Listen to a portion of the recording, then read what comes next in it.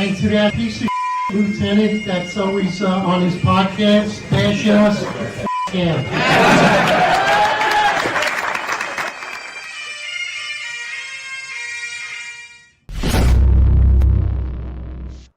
Attention to roll.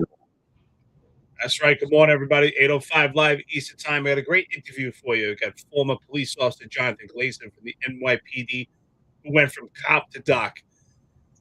After this interview, I'm sure you'll be impressed, as I was also. He has an amazing resume. He's done a lot in his lifetime, including a Navy corpsman, which is probably the closest thing to being a Marine. Great background with medical, great background, and a lot of different experiences, including urban water rescue within the NYPD. But we'll get into it. So, John, good morning. And also, Jonathan Glazer, good morning to you. And let's memorialize your career and talk about your transition from cop to doc. So if we could just jump right into it, if you could tell us, growing up, where did you grow up, and what was significant in your life that you wanted to go to the NYPD? Sure. First of all, thank you guys so much for having me. I'm honored to be here. I grew up in Staten Island, where I lived most of my life. I come from a family of cops. I'm third generation NYPD. My father was a detective, my uncle was a sergeant, and my grandfather was a captain. So all NYPD. So I just followed in their footsteps. This is something that it runs in my blood. I love it. I love being a cop the entire time I'm there. Sad that I left. Honestly, if I could do both, being a doctor and a cop, I probably would have, because I'm crazy. But yeah.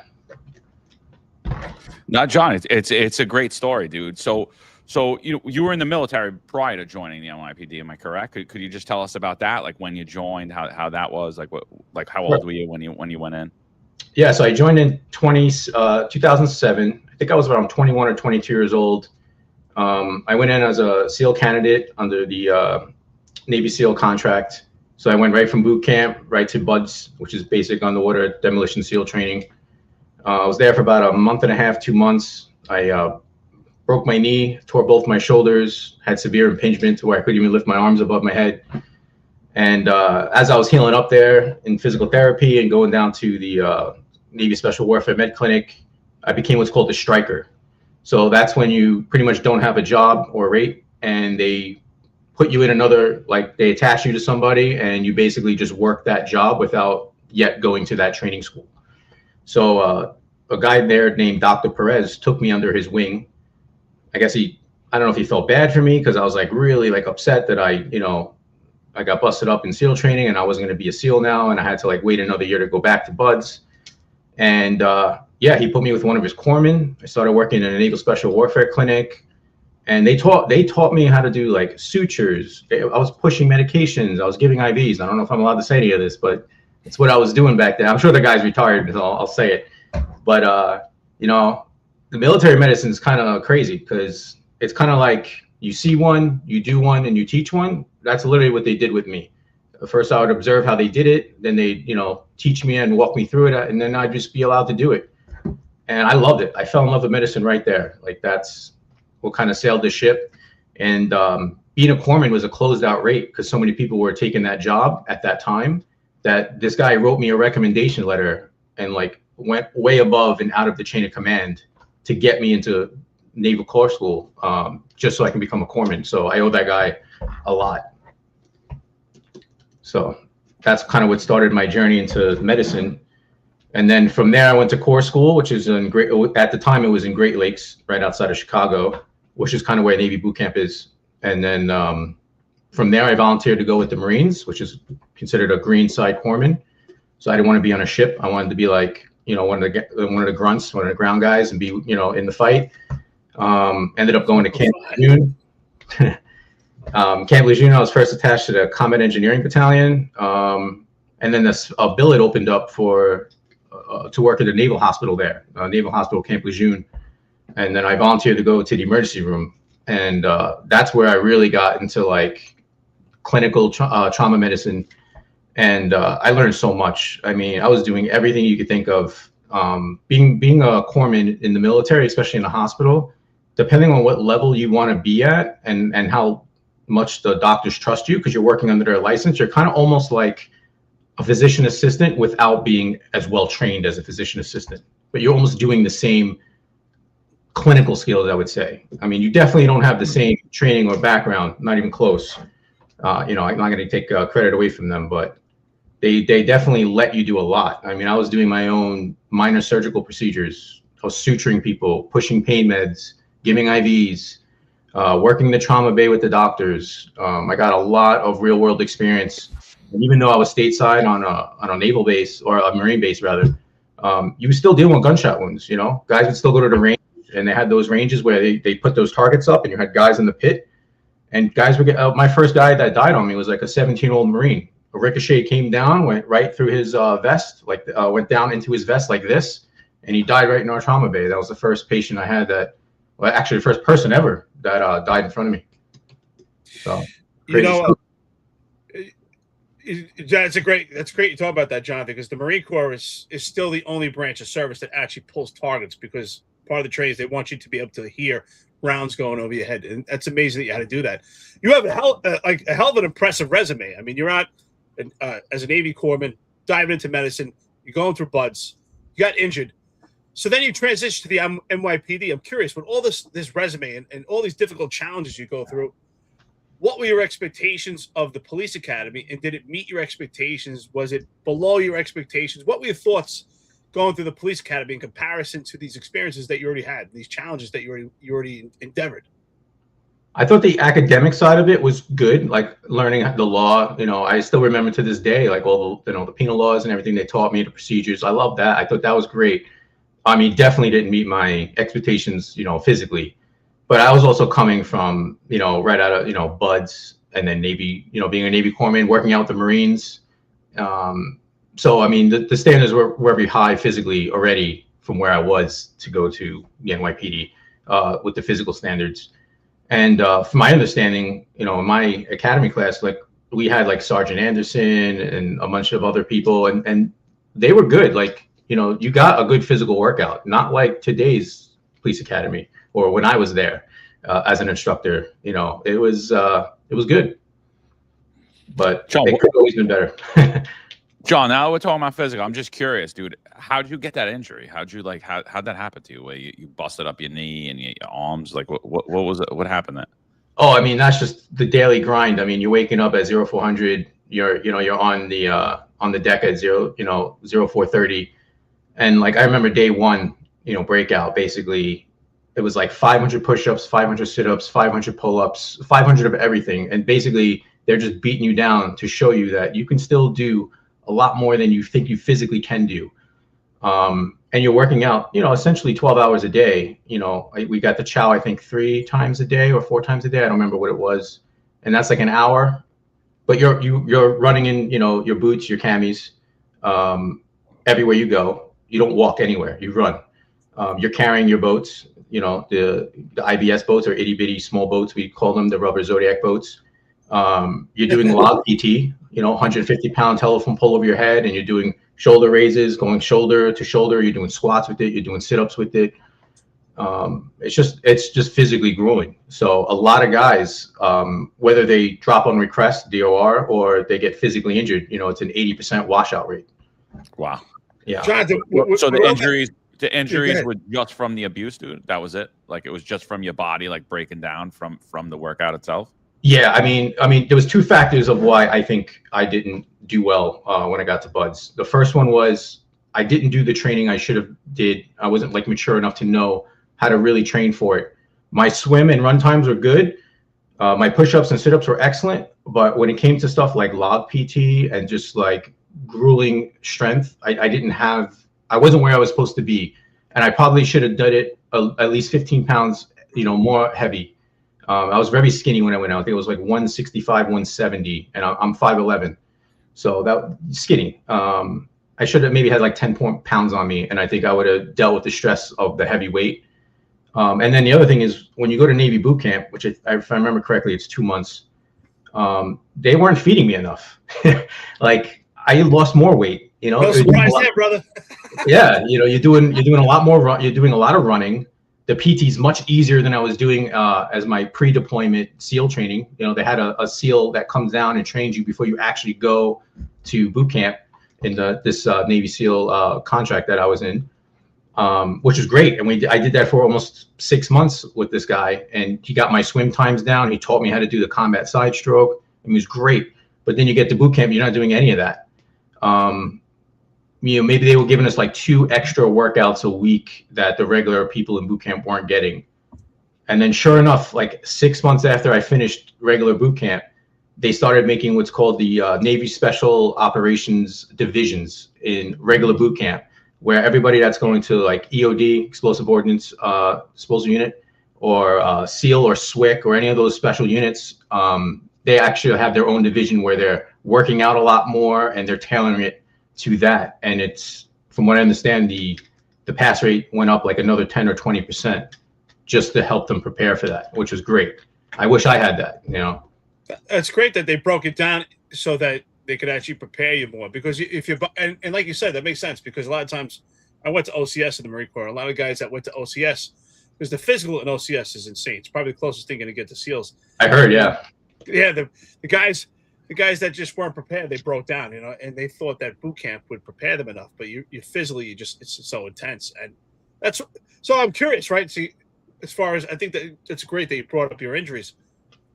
Was there any challenges getting the job as an NYPD cop when you went through medical, as far as with these injuries? Did you have to get any waivers? Was there any issues getting on the NYPD?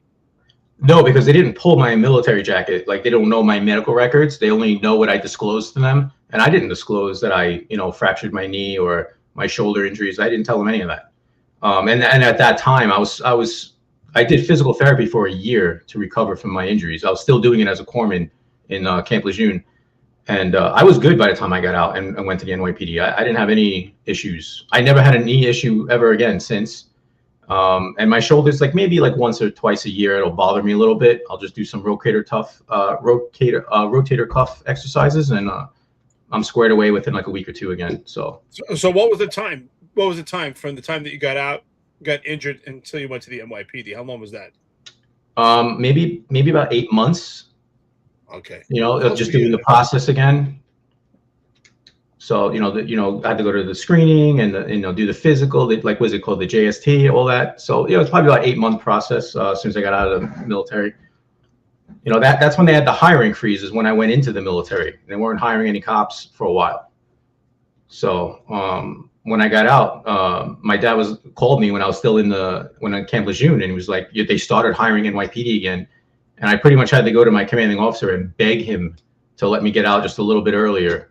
What worked out was the Combat Engineering Battalion already did a deployment to Iraq. They weren't going anytime soon. So I wasn't going to get deployed. And I had less than like a year left to go. So he let me get out with like an early honorable, which is, I got lucky, because they don't really give those out. Nice. John, how old did you go to college prior to going into the military? Like, how old were you when you got in the military? And it sounds like you were always trying to get in the police department. Am I right there? So that was always kind of like a goal, like you were trying to get there. And like, how old were you when you joined the police department? Yeah, so I was 26 when I finally joined the police department. I think I went into the military at 22 or 23-ish, like around that age. Yeah, so I did go to college beforehand. With the deal, my parents made me do 60 credits. That was their goal. And I know what their goal was. Their goal was, hopefully by the time I finished my 60 credits, the NYPD would call me and I would be dissuaded from going to the military. Because I told them I'm doing one or the other. Whichever one comes up first, that's what I'm going to, I told them. But the NYPD had the hiring freeze at that time. So I ended up going right to the military. So your college early on wasn't medical. It was your experience in the military that put you on the medical path. Oh, correct. I had no interest in medicine before going to the military. Gotcha. Okay. Yeah. And in, my first the first time I went to college to get like my associates, my first 60 credits, I think my GPA was like 1.8 or like very low. Like I was almost like on academic like probation because of how low it was. I had no interest in doing anything as far as like becoming a doctor or medical. Like I knew I always was going to be a cop. Like that's 100% what I was going to do. My goal was SEAL, cop, and then retire. Like I had no other like ambitions other than that. So I took like bullshit classes. I didn't care about my GPA at all. I was in a regular Staten Island guy. Yeah, I was a regular. It's the same thing. Regular Staten Island guy. You just make it through school. Yeah, like 100%. I was like a typical like frat boy, like kid that didn't care about grades at all, just getting through it, do the bare minimum at that time. And then the military completely made me do a 180. I owe a lot. The military does, you have to admit, they do teach you like how to learn. That's what I thought. By the way, you got there's a lot of people in the chat here who are really supporting you, man. You got some of my friends and listeners. Someone here, Richie, says, I remember in urban water rescue training, he was talking about wanting to go to medical school. He was in undergraduate school at the time. It's great to see someone following through with their dreams. Absolutely. It's amazing how things in your life put you on a path that start to change your vision, right? And they say that in 5 years, someone could completely change, and you could go from a novice to someone who's an expert in anything in 5 years. So it's impressive. So what, after the police academy, if you could tell us, like, what are some of the things that you did in your career that helped you transition to medical school? Like, what is there anything that you did in police work? Obviously, in the military, we know as a corpsman. But is there anything you did in police work that really transitions and helps you in medical school, and that will help you being a doctor? Oh, absolutely. I mean, first off, there's no way I would have been able to do this without half the guys I worked with and all the bosses. I mean, I can't tell you how many guys picked up overtime for me, or took a detail for me because I had, classes or a test coming up. All the bosses that signed off on all my paperwork to, get the NYPD scholarship, which gives you like 19 days off a year for school, paid. All the bosses that gave me lost time, and I was a ball buster. Like, I was always asking for lost time, and it wasn't like, they knew I was doing it for school, because I was taking like a random Tuesday and Wednesday off. It was never like I need the weekend off, like they knew I was like going final. So they were tremendous with me. I gotta say, like, I owe a lot to all the bosses and all the cops I work with. And there's no way I would have been able to do this without them. No way. And the job does not help you at all if you want to transition to medicine. I could have went to law school on the job's dime, and they would have sent me there, no problem. But medicine, they don't care about you at all. It doesn't help the job at all. So it was definitely an uphill battle the entire time. And then as far as like what I did as a cop, I mean, even just doing like, I remember my first, when you first get out, when I first got out in 2010 as a rookie, right? We were on foot post in the 7-0 in Brooklyn. All the trauma and the shootings and the crime. I mean, that, I was responding to all those jobs, and I was getting to use some of my medical skills, which was great. I had a great group of guys in the 7-0. A lot of them all went on to do like great things. And we all worked together. And they all became bosses later in life. I went to special units, and I got to see them again in different roles, and I got to train a lot of them in like medicine, which is great. And then from there, I went to the 120, which at the time I feel like was one of the worst precincts I've ever worked in as far as like morale goes, and bosses, like, they did not do me any favors there. But the one good thing I did get to do was, I think I had a year and a half on, they sent me to the ESU EMT program, which is probably one of the best trainings, hands down, that you can get as a cop. And it took, a while. I think I applied for it when I had like 6 months on the job, and everybody was looking at me like, you're never going to get this as a rookie. And at the time, you had like a little logbook, you'd write your name on it, and then it would come up like when they could fit you in, they would call you, and they would do it like, fairly in order. I must have called those guys every month to get an update of when I would be able to go into that EMT program. And I think I just busted their balls enough to where they finally were like, you know what, we're just going to take this guy and get him through. So I got that program within like, 6 months to a year after, which is like unheard of, because usually it's like a 3 to 4 year, if not more, waiting list. And I think that was like 5 weeks, that you're away at, Floyd Bennett doing that EMT program. And it's a legit EMT program. It's pass or fail, and you got to take the New York State EMT test, and you got to get licensed. And hands down, one of the best trainings I ever did. And that definitely stepped me up, because now I could do a lot of the medical functions that I wasn't allowed to originally do as a cop, but now I can do it because I was certified by the job to do it, and the state. And then being a Navy corpsman didn't transfer over to an EMT at the time. Now it does, but back then it didn't. So I wasn't allowed to do anything, according to state law at the time. So that set me up. And then I just, from that point on, like, I made a lot of rescues. I, dealt with a lot of gunshot victims and other stuff. I kept getting like, I kept saving people, and I got on a lot of people's radar with that. And I was pretty active back then. I made a lot of arrests. My goal was always to get into ESU. So I was arresting as many people as I could, taking all the arrests, always trying to like be out there and be active. Probably pissed a lot of people off with that. Some precincts that I worked in because they didn't want to work as hard, and then other precincts they did. So it all depends on where you were. I ended up going to the 121 when that opened. I was one of the first cops there. I loved it. That was one of the best moves ever made as a regular cop. Was going there, and then I went to conditions, which then turned into like SNU and the cabaret unit. We were doing like the losing propositions, like all those operations. That was probably like the most fun I ever had as a cop. And I was making like some crazy arrests. Ended up arresting a terrorist and referred him to the Joint Terrorism Task Force. That was probably one of my coolest. Shut down. Which one was that? I remember something like that. Which one is that? Tell me about that arrest. So this was like at like midnight or like 1 a.m. We're doing a car stop on like, it was just like a regular bullshit car stop. This guy was driving like an asshole through the ghetto. We pull him over and he's super nervous.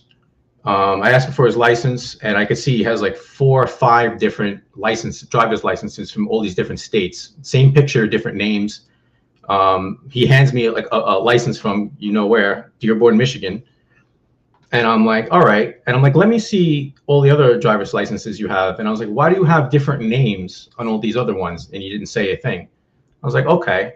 So we tossed the car, and then we started finding like shipping manifests to like all these like Middle Eastern countries. We found the letter that his kid wrote. He had like a 5 or 6-year-old kid, to his teacher saying, my dad's doing like really bad things, and I'm like really worried about this. So now, I was in the car with my boss and another partner. This is when I was doing conditions. And we're like, what do we do with this? Like, what do we got?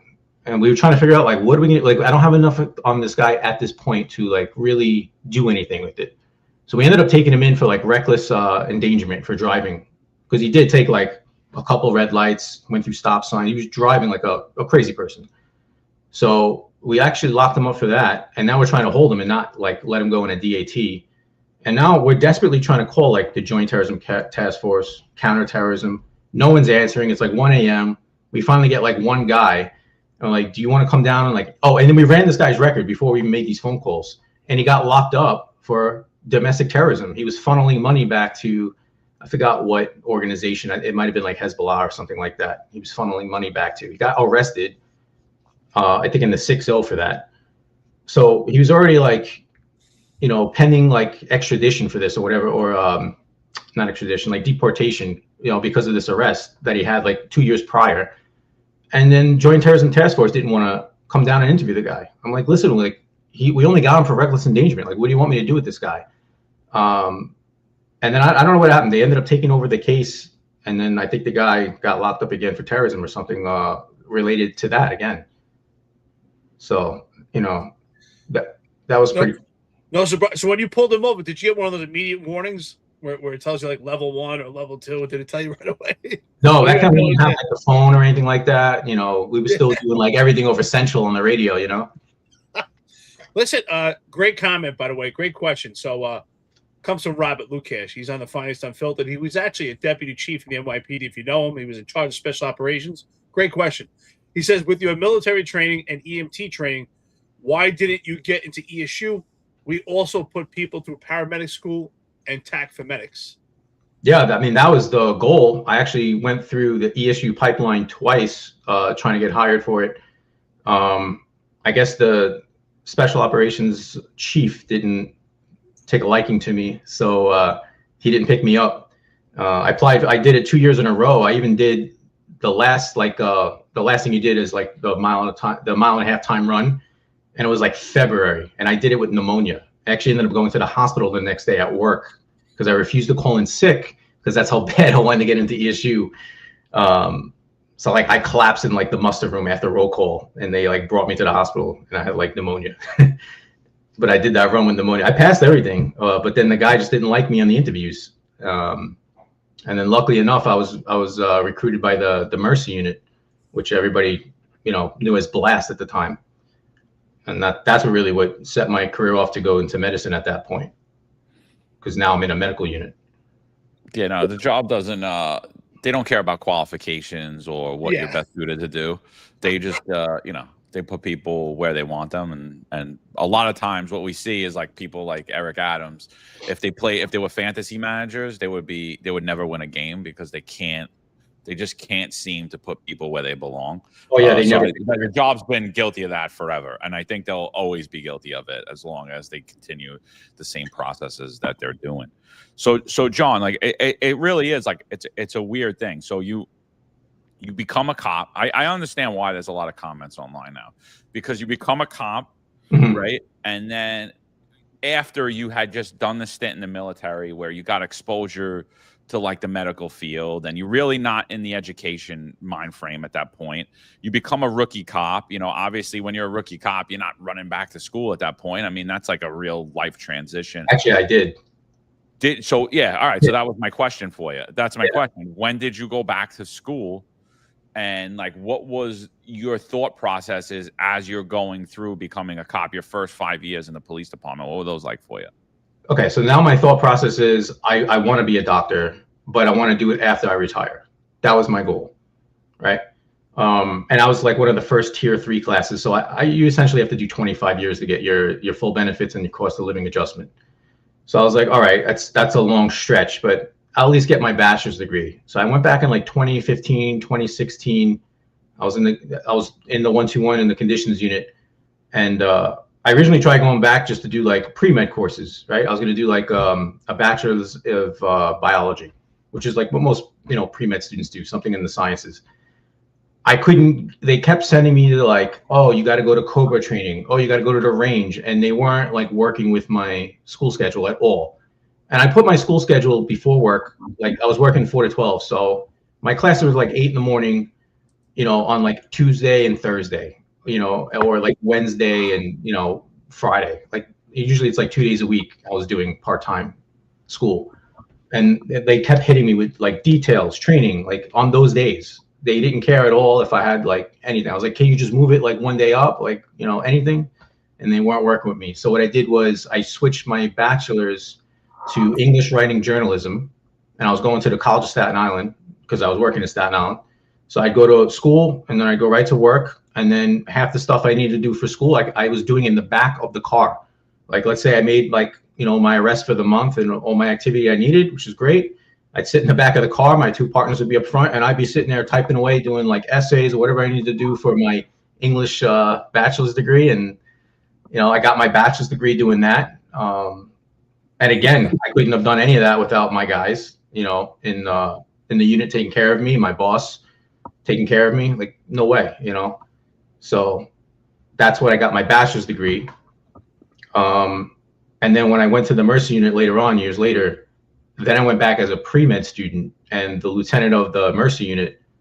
I mean, hands down, if it wasn't for her, no way I would have been able to do it. She allowed me to go to school. She worked up my schedule. The scheduling people in the police academy, they all knew I was going to school. They all worked up my schedule. They were great.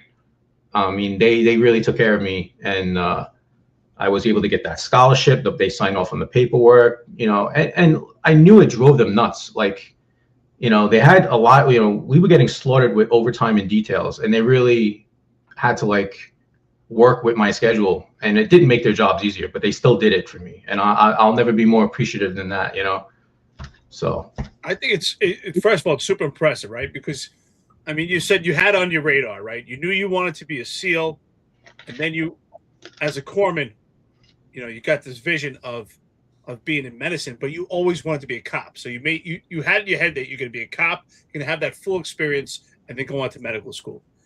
Yeah. So when you went into Blast or Mercy, I don't know, is it the same thing? What did you learn in those units? And I know you eventually became an instructor. What did you learn? What were you teaching? What was that experience like, being an instructor at the police academy? If you could walk us through how you get to that point. Yeah. So at this point, I'm still in the 121. I'm back on patrol now. I'm actually driving my best friend, who was a sergeant, studying for the lieutenant's test at that time. So we're both like studying together in the car. It was nice. Me for school, him for the test. And I kept saving people on patrol. Like again, it comes down to like I kept getting on like the Mercy unit radar. Doing CPR. I saved was a detective in the 122 at a holiday party, had a heart attack. I did CPR on them. I brought them back, got them, transported them to the hospital, and saved them. And I think that's what got me to the Mercy unit. You know, that was like the third time they tried to poach me. And I'm going from Staten Island to the ass and the Queen. So it was like, I kind of said no the first 2 times, or like, yeah, I'll think about it. But at this point, I'm like, yeah, I'm stuck on patrol. I think at this point I had like 7 years on. I'm like, I really want to do something else, you know? And then this is when they scrapped all the special operations units. So I was bored now. And I gave in. I went to the Mercy unit. And then when I got there, immediately they started hooking me up with all the training that every cop probably should get. I became an active shooter instructor. I became an instructor with a tactical medical instructor. Going to we had the Flexi guys come down, the Federal Law Enforcement Training Center guys. We got certified as instructors for all that. We went to the Air Force Pararescue Conference. So that's the Air Force Special Forces that go rescue like down pilots or get injured, you know, troops out of like crazy, you know, conflicted areas and do. I might add, is badass. Pararescue is probably. Yeah. It might be even worse. It might be even more badass than the SEALs. Medically, yeah. I mean, we went to this conference. They invited the Mercy unit, so like 4 or 5 of us went from the unit.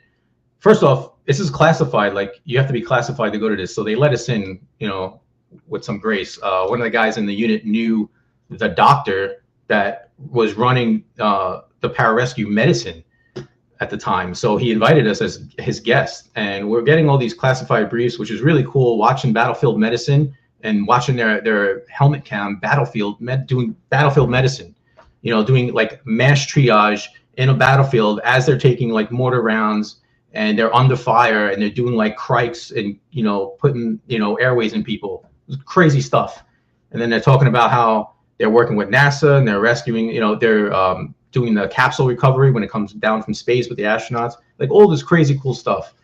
And then they ended up giving us all these things called XStat. If you ever seen it, it's a huge syringe. It looks like it has like 100 tampons in it. And you basically put the syringe in a gunshot wound and you depress the plunger and it shoots all these little tampons into the wound. And then they expand out and hold pressure and stop the bleed. So it's like almost like your quick clot, right? Instead of packing it in, this was a syringe that you would push in. At the time, these things were like $1,000 a pop. They gave me like 8 of them. So I passed them out to all the guys in our unit, and then I kept 2 for myself. And then it gave us, what else did they give us? They gave us a bunch of cool stuff, a lot of supplies. They gave us $1,000 worth of stuff, thousands of dollars worth of stuff. It had to be like 10 grand worth of medical gear that wasn't even on the civilian market yet. So that was insane. And then we had the Army come down and do, again, like another tactical medical course. They came down to the police academy. So all this cool training that we were going to that like every cop should have, because who's the first to respond to anything? It's the patrol cops, right? It's not ESU, it's not SRG. And don't get me wrong, I love these guys, cross-train with all of them. They're all great, but they're not the first typically there, right? You know what I mean? The first person to an active shooter 9 out of 10 times is going to be patrol. Those are the ones that need all this tactical medical training. They're the ones that need to be doing these trainings. So I was always advocating for that, for my cops. And I always taught them a lot of extra tactical medicine stuff when they came in to do like their BLS, their CPR, and then their tourniquets and quick clot, like when they came to our basic course. I was always trying to push more extra stuff than they needed, sometimes getting chewed out by my lieutenant for doing it. But, you know, I did it when I could. So.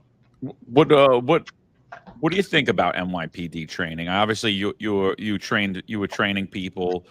What are your overall like thoughts about it? Being a cop, the training you received, talking to the guys and girls that you worked with. What are your overall thoughts? Do you think that it's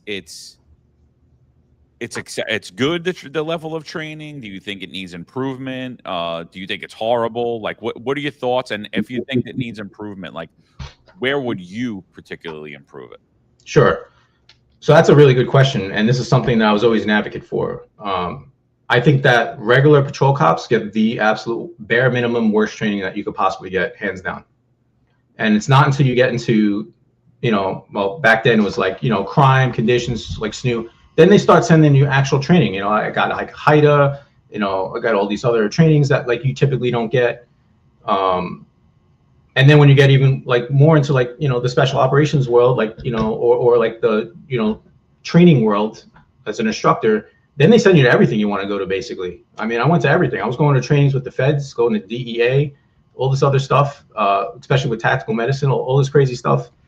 You can't get that as a regular cop, and that's a shame. That's where the pitfall is. And then who's showing up to all the crazy incidents? Again, you know, almost 10 out of 10 regular cops that are showing up to that. It's not the special units. You know, if there was like a terrorist attack, they're not calling out the mercy unit to go deal with it. It's gonna hands down be patrol and then everybody else flooding after, you know, and it's patrol that really needs all this training, especially like mass casualty stuff. Even as a rookie cop in the 7-0, can't tell you how many times we had 6, 7 people shot at once, you know, or even in the 120. Again, 2, 3, 4 people shot at once. And then you're dealing with a hostile crowd of 40 to 60 people, if not more. You're dealing with 4 to 5 victims in all different stages of injury and all different levels of care that are needed. And at the time, cops had like nothing. And most of the cops that were getting the training didn't even carry their tourniquet or understand really the need for it, or the quick clot. And then when they finally did have to use it, they had no repetitions in using it. And we're watching all the body cam now. When I'm an instructor now in the Mercy Unit, we'll watch the body cam video of all these cops. They're fumbling the tourniquet. They're putting it on wrong. They don't know how they don't know how to turn the windlass. I mean, just all this basic stuff that you should know how to do with a tourniquet, let alone anything else. And that, you know, they drop the ball. It's not their fault. They had, you know, they get sent to this training once every 2 years for 8 hours a day. It's not even real 8 hours, right? Because you're there for what, 6 maybe. So, you know, it's not adequate. Not adequate at all. You know, I'm glad we're talking about this because I used to say that on the job, training is like the secret squirrel society, right? You would find out, like, you would need, you know, I would have anti-crime teams as an anti-crime sergeant or a special operations lieutenant, and I would need specific training for my guys. I couldn't get it for them. And I found out some person doing admin was getting the training, or someone that didn't need it, but they had the right phone call. And I remember there was if you're watching this, you know what I'm talking about, brother. One of my buddies I worked with for a long time had a side business where he trained dogs. I mean, probably far more proficient than anyone in the NYPD. And he fought tooth and nail, and he couldn't get into transit canine. He couldn't get to any canine. He wanted transit canine, but he couldn't get it. Here's a guy who trained dogs his entire life. He still does it in retirement, and he couldn't get that unit. And here's someone with your background and couldn't get to ESU.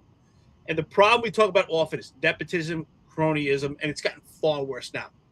How could, in your vision, how could the NYPD alleviate this? How could they target people with someone with your experience and get them in the right units?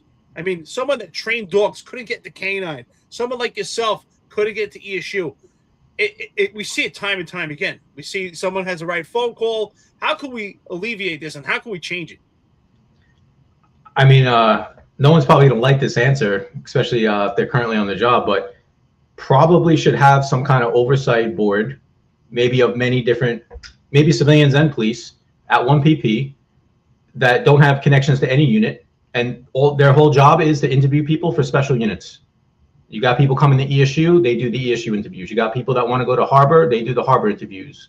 You got people that want to go to K9, they do the K9 interviews. They should be familiarized with the unit, what they do, what should be the kind of candidate that should be going through that training. They should probably even partake or at least observe the training itself as well. And then after they've done all this research, they should now be like a cabinet, and their one job should be to hire people. So that way, you know, the CEO of Harbor is going to have his, you know, spots for his nephew and, you know, his best friend. I also applied for Harbor because I was in the urban water rescue unit for a couple of years, and I'm like, oh, we're working with these guys every day, right, in the water rescue unit. And I knew I wasn't getting it. I knew no one in Harbor other than like the actual cops working in it, but I didn't know any bosses or anything. I knew I wasn't getting it. But then I was sitting there with one of the guys I worked with in the 121. He was Coast Guard. Like, he did it for years. Like, that's his job. Like, all the stuff that Harbor does, he was doing, you know, in the military for years in the Coast Guard. He didn't get hired. Like, he's way more qualified than even I am. You know, I know a lot of guys. I know a lot of guys. Navy, Coast Guard did Yeah. exactly what they do, and they wouldn't take them. And it's always, the job's always old adage is like, oh, we're not the military. It's different. We're a civilian force, and it's like, all right, I get what you're saying. Like those people need to be retrained, and their brain needs to be restructured. Even though I kind of think they're a lot smarter than they're making them out to be. But I get that they understand that they're now in the civilian world and not in the military world. But I understand like that aspect of it. But but like where that argument always falls short with me is like, well, who has the basic skills to do this? That person that just came out of the military. Yeah, that guy was flying a helicopter in the military. It's hard to retrain people. It's not that hard to retrain people. It's much harder to train people from scratch. Like it's, you know what I mean? And so, yeah, I get some people are going to have bad habits, but the bottom line is they have the skills that are necessary. And, I'll even go as far as to like, when you look at guys on patrol, when you look at guys in anti-crime, I really think the guys that deserve to go to the squad early on never get there. They wait years to go to detective track and investigative track.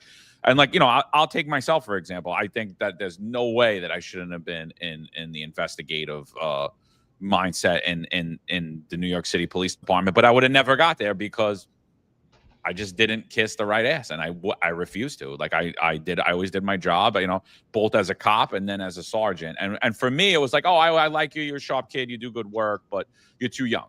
You're a sharp kid, and then meanwhile, I'd watch kids that were like messes fly right up to the squad, and I was like, all right, I'm just. I've seen that plenty, and all the guys I worked with in the 121 that were in special ops with me, I'd say half of them went on to do great things. I mean, they got attached to ATF, they got attached to the U.S. Marshals, doing fugitive task force. They did crazy stuff, but then the other half, who were just equally as good, didn't end up going anywhere.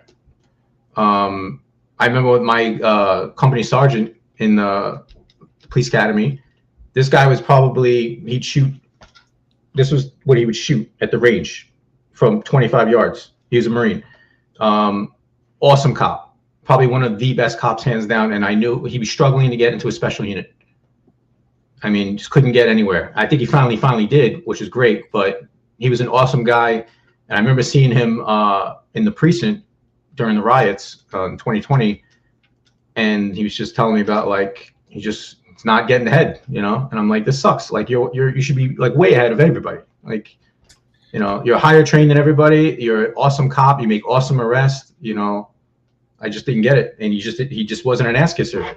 I had the same issue. I wasn't an ass kisser. The chief didn't like me, didn't pick me up for ESU, which is fine. I know I'm not for everybody, and I way too much speak my mind. In fact, everybody told me today, like, they're expecting me to say something crazy because I don't hold back. And that's always been my style. And a lot of military guys are like that. You're probably like that, Eric. I don't know you that personally. You found the right shot. Well, this is called the Finest Unfiltered. Oh, yeah. Yeah. So, I mean, almost every guy I know in the military is not a reserved person that's not going to speak their mind. They're all going to speak their mind. You need to speak up. The military doesn't allow for shyness, and they want you to be strong. And that's just how it was. And especially if you're a Marine. I mean, craziest fuckers I know, hands down. There's an old joke, right? It's a general standing at the top of a building, and he tells his soldier in the army to jump, and he jumps. And the same thing with the Navy. The admiral tells sailor jump, and he jumps. And then a general tells a Marine private jump. He says, "Fuck you, I ain't jumping." Yeah, exactly. But no, listen. So you don't think that Dermot Shea's son, with 18 months on, had fantastic skills to become a detective? You don't think that was impressive? I'm just kidding. But it just shows it's a shame. The people that belong in units that have skills, and those skills, John, you're absolutely right, brother. Those skills that you learn in the military are transferable. Is it a different environment from the military to the civilian life? Yes. But, if you're a mechanic and you're working on planes, it's not much different than working on a civilian plane. They're both planes. They both have machines. It's just how you operate. You're already transitioned. You became a cop, right? You're already part of that type of culture. It's the most ridiculous thing. No, I agree. I just want to address what this guy, Robert, said. He said hiring panel doesn't make sense if it goes over the CO. I agree. I think the CO should be a part of that panel. You should have that panel, and then the CO of whatever unit that you're hiring for should definitely be on that panel, 100%. But the CEO shouldn't have the full autonomy to be like, I'm taking my nephew who has 0 skills, only has 18 months on, over this guy that, you know, served 8 years active duty in the military, and this is his one job that he's done the whole time in the military. I mean, you know, it should be some fairness. That's the only thing I'm trying to say. And I'm not saying my idea is the greatest. I'm sure there's better. That's just I think your idea has a great start. And the point is that it has to be some type of removal and distance from people that have the power and ability to actually put people in by nepotism. That's why, you know, unfortunately, John and I talk about it often. The tests to get promoted, the civil service exams, are they a good measurement and metric of leadership? No. But it's the closest thing that you're going to get that actually alleviates nepotism to get people promoted. So, you know, I'm curious, right? So, I mean, we're 45 minutes into it. There's a lot to discuss here. But you go on through your career. You have all this experience in medical. I have to ask this, right? Because you were on the job while at the height of COVID. How did you feel about the vaccine mandate with your medical experience? What were your thoughts on that? Did you take the vaccine, and how did you feel about that as far as a mandate? And what were your thoughts, and did you know any science behind it? So I knew the science of how the vaccine worked because I was actually in pre-med at the time doing biochemistry class. So I understood exactly how an mRNA vaccine works. I didn't see the pitfalls. I don't think anybody did right off the bat of, you know, the spike protein and all that, and the issues it was going to go on to cause. I never in a million years would say a vaccine should be mandated. No, I think that the job dropped the ball hugely on that. The mayor dropped the ball. There's no reason that anybody should be fired or forced to resign or leave or, you know, retire because they want to take a vaccine. That's insane. Meanwhile, I was in the COVID task force, whatever that was worth. And everybody's out there doing nothing, driving around without masks. You know, we're all getting COVID anyway. Max didn't do shit. None of the science turned out to be accurate. The whole thing Fauci made up was bullshit. And he should have been locked up for perjury and everything else that this guy did. And who knows the harm that this guy did to all the kids that grew up having to do wear all these face masks. And now there's still people that I saw that are wearing face masks in public for no apparent reason other than they feel more comfortable with it than without it. I mean, that's crazy. No, I feel bad for those people, dude. There was a woman the other day. I could tell she was scared to be out. And so my kids had like walked by her and she had her mask on and she was like scared that they were like breathing next to her. And she like, and I was like, I felt so bad for her, honestly, because I really believe that the mainstream media and our elected officials like cause some type of psychosis in a lot of people throughout this country. And like, I'm not mad at them. Like, I'm not mad at those people that were like, oh, you're bad, you're this. Like, I'm like, I just understand that they were almost like they're in some type of psychosis and they have this fear now of other people and of air and of germs. And I was like, I saw her like with the mask and she's like, and I'm like, look, you're not avoiding anything. Like all you're avoiding is life. Like you know what I mean? You're not, you just can't be safe from life. You can't be that safe from life. The problem. And part of it was I really always blame the way our politicians brought it down more than I ever blame the medical community, because they gave us a product and then it was us that mandated, it was us that pushed that down, our elected officials and the mainstream media. Along with the mainstream media, they co-opted this narrative, and now there's still people suffering, and now we know it was a completely false, but there's still people like that suffering. It's horrible to watch. I still blame the medical community to a degree. The people that worked on the Fauci, they knew that the 6 feet rule was bullshit. They did all the studies, and at the time knew at that very time that if you're just in the room breathing with the mask on or off, it didn't matter. The particles were in the air and people were eventually going to contract COVID. That was going to happen. They knew for a fact that walking through a restaurant and you have to wear your mask until you get to your seat and then you can take it off did absolutely nothing. This was all known. They know that if you're on an airplane and you're trapped in the tube for 8 hours, it didn't matter if you're wearing a mask or not. Like, does it cut down on the spread from the actual particles from people sneezing and coughing? Yeah, of course. It definitely minimizes it. But when you're trapped on a tube and you're breathing the same air over, which is just getting recycled, it is what it is.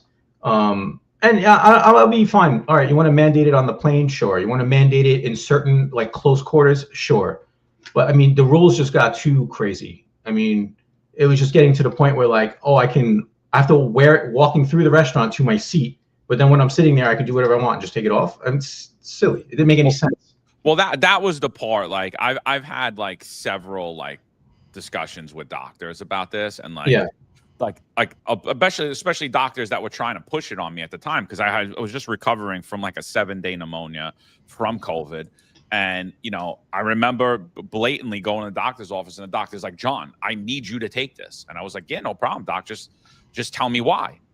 And he's like, well, you need to get antibodies. The antibodies are going to keep you safe, blah, blah, blah. You have them once you're sick. You already got COVID. You have natural immunity. I was like, I just had it. I almost went out of the picture, and here's my antibody test through the roof. And he's like, well, we don't know how long that's going to last. And I was like, well, so I was like, if I take the shot, those are better than the ones I have.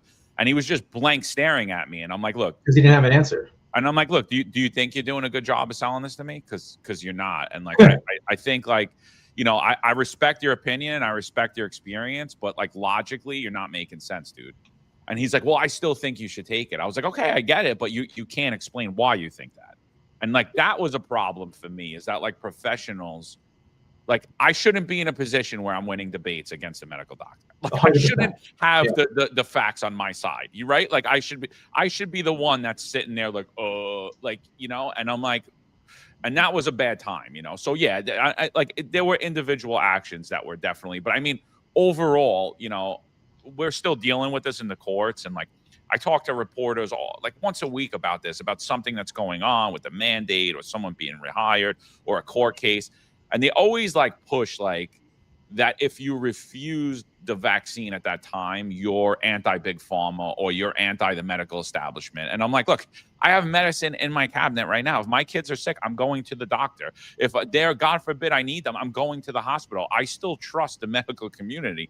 But like when we talk specifically about this one thing, there was a problem, and it was a problem that highlighted problems with big pharma, with the medical community, and we haven't learned from it. And that's what I'm scared of, is something like this could happen again. And I just think like we have to have honest discussion and honest debate, because that's real science, that's real medicine. Yeah, 100%. And no one should be censored for it. And they censored every single doctor that would come out and point out all the flaws in these arguments. You know, I'm in medical school. The end of my first or second year, I forget what it was, I had one of my professors who was teaching us immunology, right? So basically how the body responds to all, you know, stuff that's coming in, whether it's bacteria, fungi, whatever the case is. She was saying how the COVID vaccine was terrible and how she wouldn't take it, how she's adamantly against it. This is a full-fledged MD physician. She wasn't from the States. I'll put that out there. And I won't say her name, but you know, this is a person that's teaching medical students that, you know, the spike protein isn't just worth the risk. Now, when I was a cop in the Mercy unit, and I think I was actually in the security unit at this time too, cops were coming up and asking me like, John, what do you think I should do? Should I take the vaccine? Should I not? And I told them, listen, I'm just going to give you my opinion. I was like, I don't know. I'm not an expert, right? I'm just a pre-med student at this time, but this is what I think. I think that if you're healthy, no, I don't think you should do it. I think that, you know, I had some cops that were on the heavier side. They were pre-diabetics or diabetics and had all these other issues. I think for them, yeah, I told them like, I think you should consider it. I never told anybody yes, but I would tell them like, in my opinion, you should consider it, because you have now some comorbidities that if you do get COVID, you could die. I mean, and that still holds true. Like everything I told them was accurate. It still is. You know, if you're diabetic or if you're heavy obese, like you get COVID, you know, things might go bad. But for most cops, I told them no. I think unless they're forcing it, and then of course the week after that they forced it. But I was like, unless they force it, I don't think you should do it. I think if you're a healthy guy, and a lot of them were healthy guys working out, good shape, young, like no, I don't see the purpose. No one's dying from it other than the elderly right now. And this is like in the beginning of COVID, right? It's like no one's dying except elderly or people that have all these like other issues like diabetes and like they're in really bad shape, right? It's like, why risk it? Like, why we don't know anything about this vaccine long-term effects wise. We don't really use mRNA vaccines at this point. Like, I would wait. That's what I told everybody. John, I got a question for you, right? Yeah. So we often talk on the podcast that when you get on the job, you're young, and you don't necessarily see how the politics actually plays a role into policing, right? So I don't know if you saw the politics play out. So obviously, what we learned throughout policing, and we learned through COVID and through the George Floyd riots, is that politics injected and affected policing, it affected the medical world. So Absolutely. At the time when you were on the job, what did it reveal to you? The relationship with the NYPD and City Hall and the rank and file and the medical field, what did this reveal to you? And what did you think about the politics then in comparison to when you got on the job? Did you see the politics in the job? How did this come out to you? That's actually a really good question, because when I was a regular patrol cop, even when I had 4, 5, 6 years on, whatever it was, you didn't really see the politics as much. You knew what you got from the news and your social media and your friends, but that was it. But when you start working in like the special units and like you're more of like, I was in the police academy, so I'm like really behind the scenes. I'm dealing with all these chiefs and inspectors and everybody else that are coming in from like the medical division. Politicians are coming to the academy to visit. Now I got to really see the politics at work. Now I got told by literal chiefs like, oh, this politician doesn't want this, so this is unfortunately why we have to do this, or why we can't do this. And pure politics of why certain training we can't do, certain things we can't do, or certain things we have to do that are silly. And that's when I really got disgusted with that, and just seeing how much politics really does tie in to police. Because my impression was it really was only when you got to a really high level that you got involved in politics. But that's not true. It really affects all levels, and it really affects probably the patrol cops more than anybody else, because they're just being told what to do without any reasoning, and they're the first to suffer from it. How many cops, took this vaccine? I know cops, I have friends that have taken this vaccine and have life-altering issues now because of it. And, one of my best friends is a fireman.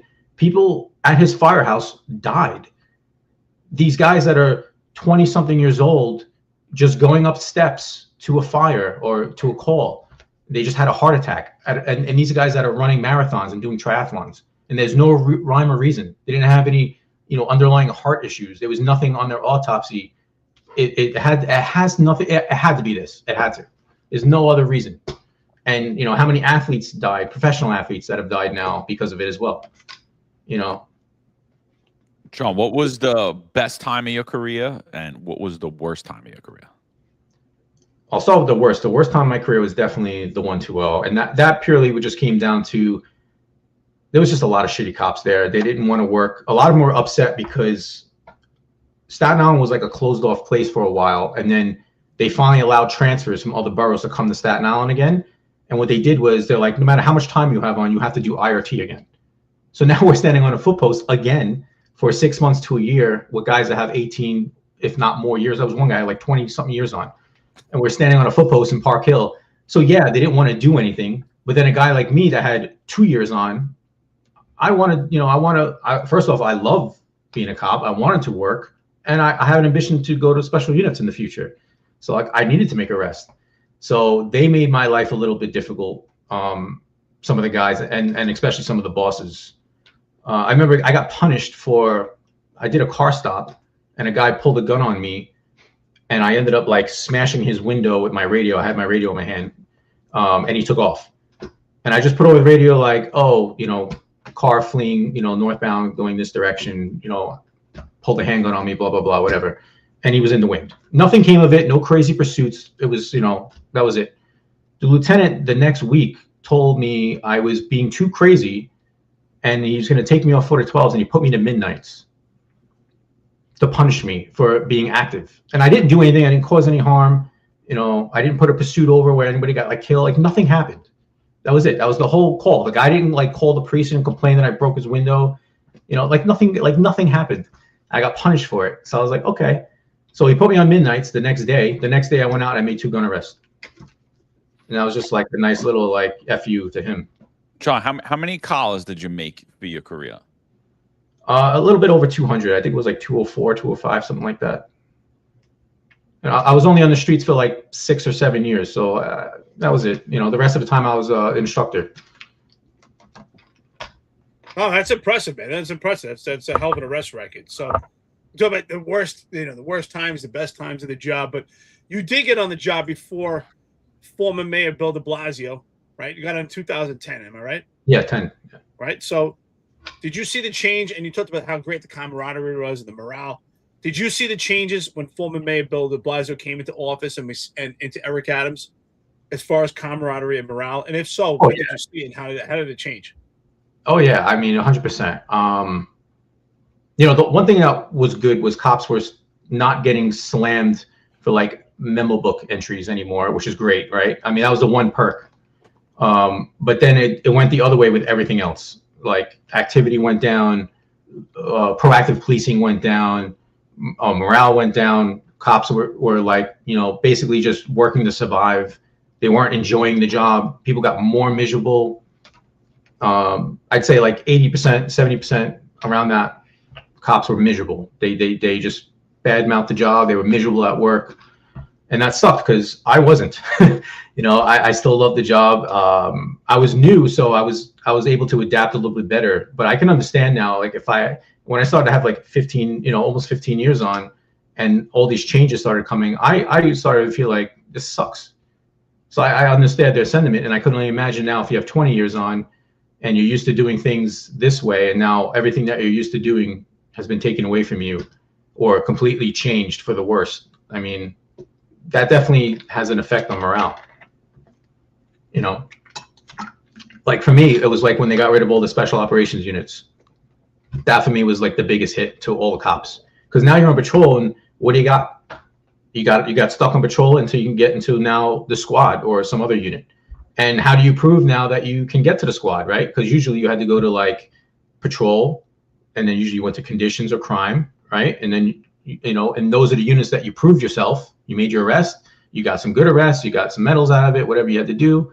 And now you can apply for the squad, or you can apply for whatever unit that you want to go to. And you can show like, look at my work ethic.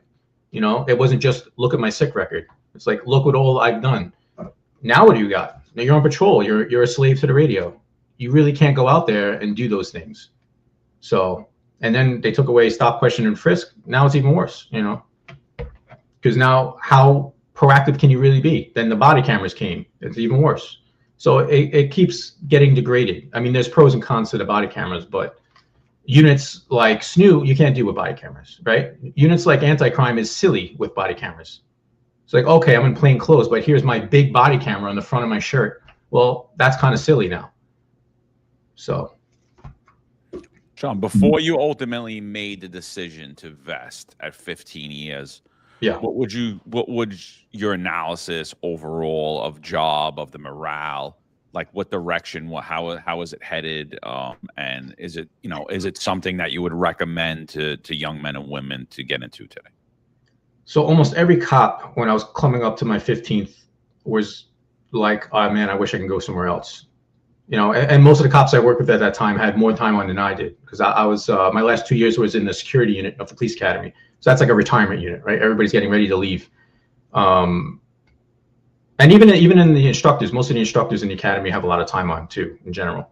So yeah, the morale was going downhill. Everybody wished they could have vested, but they had too much time on to vest.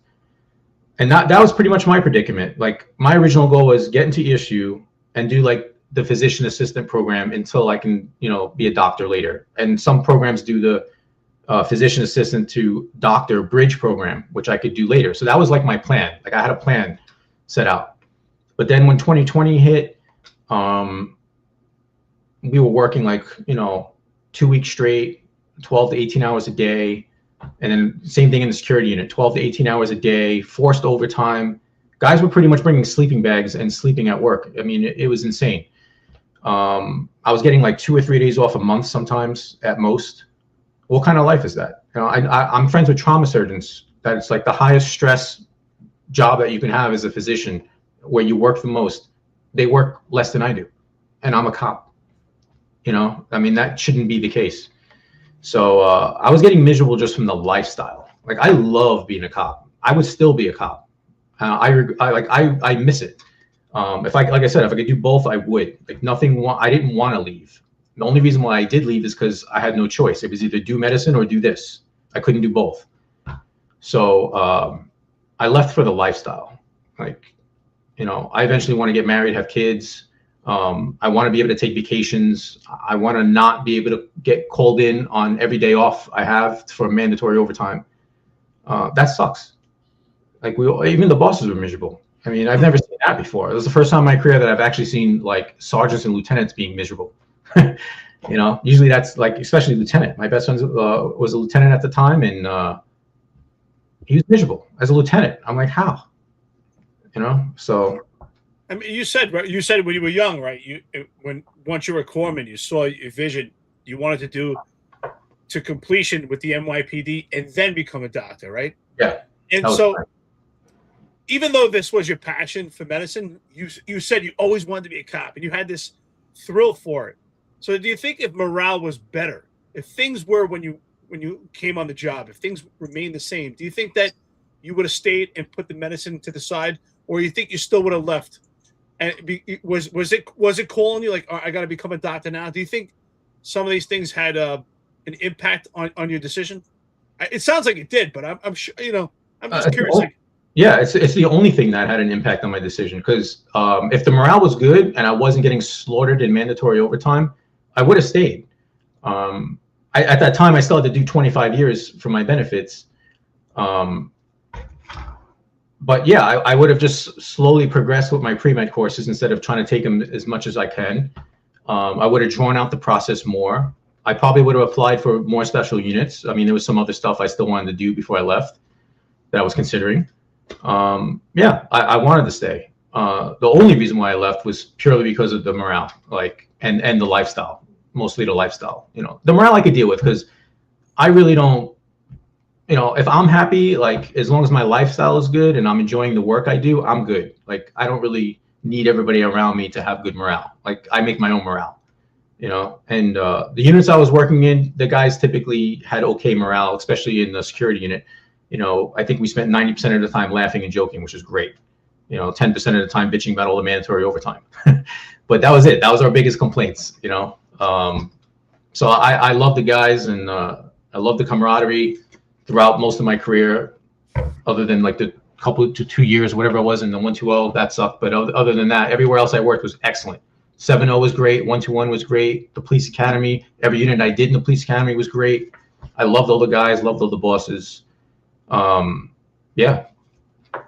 John, Samara Cohen wants to know, did you take the sergeant's exam? And my question, did you ever want to be a boss? And if not, why not? I took the sergeant exam twice. The first time I never studied. The second time I took it and I did study, I just didn't do good. The biggest problem I had was I have ADHD, which I didn't even know I had. I found this out in the first year of medical school. I was actually talking to one of the doctors there, and he was asking me like, "Oh, how's everything going?" And I'm like, "Oh, doc, you know, I was there to see him about like my stomach issues. I had like a stomach bug." And, you know, we became friends because he liked that I was a cop, and he was always like picking my brain about that. So we just like, you know, shooting the shit. And he asked me like, "Oh, how's school going and everything?" I'm like, "Oh, you know, the tests are really hard. I keep rereading the question. I keep falling asleep on the exams. The exams are 150 questions, and you got like anywhere from 3 to 5 hours to take the exam." And I'm telling him all these like signs and symptoms that I have, and he's like, "I think you have ADHD." I'm like, "There's no way."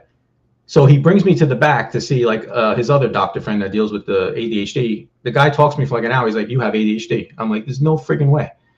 And then sure enough, I go and get tested. I have ADHD. I start taking ADHD meds. Everything changes for me in medical school. I went from almost failing out of medical school to now succeeding and passing, which is, you know, huge. I think back then, maybe I would have passed the sergeant exam if I knew this. Maybe if I knew how to study. That was another thing I had to learn. Going back to med school, I was 38 when I started. I'm 40 now. At that age, I had to learn how to learn. And it took me literally a year to figure that out at medical school, was how to learn. and I was doing everything wrong. And I must have tried 100 different things, and I finally got the hang of it. So that was another issue. So I wish I knew both those things as a cop. I probably would have maybe passed the sergeant's exam, but I never really had an ambition to be a boss. I love being a cop. I love going out there and being active and being like, in the shit. So. Jonathan, I love your humility, man. I gotta say, man, I love the fact that you're willing to put stuff on the table and actually, tell us about, actually successes, but also failures. And failures are part of success also. Here's a great question.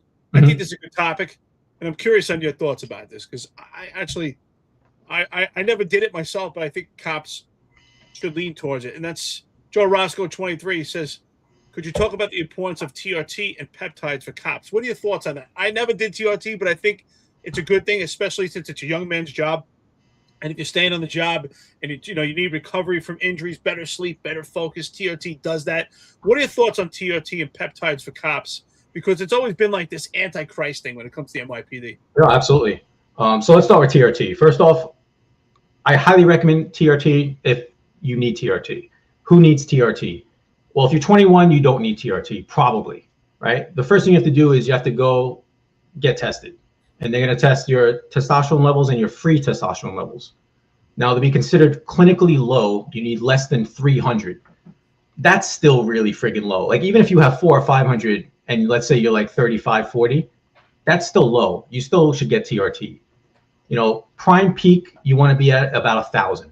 That should be your goal for your testosterone levels. And it naturally declines as you get older. So guys that are like pushing 35. Wait, John, what should your free testosterone levels? Like how do you're saying 1,000 testosterone, but that's not actually your free, right? That'll be your free. Yeah, your free testosterone should be close to 1,000. Oh, you're saying your free testosterone. I mean, it's not should. It's never going to be at 40, right? When you're like 18, your free testosterone levels should be about 1,000.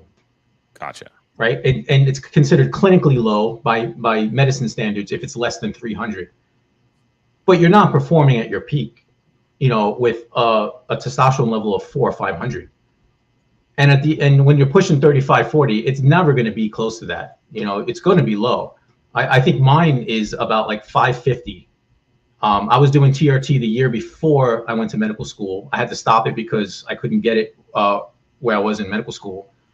But I'm going to go back on it probably this month. And I highly recommend it, but you need to follow up with your lab exams. You need to check your labs. When you do TRT, your hematocrit levels go up. So they always say you should give blood or donate blood. That's a very good thing to do. And you got to check your liver enzymes. You got to make sure how it's affecting you. You got to be under the care of a doctor. So definitely want to do this the right way. It's not something you want to play with, because it'll affect every aspect of your life. And if you do it wrong, you can make you infertile. It can really mess you up.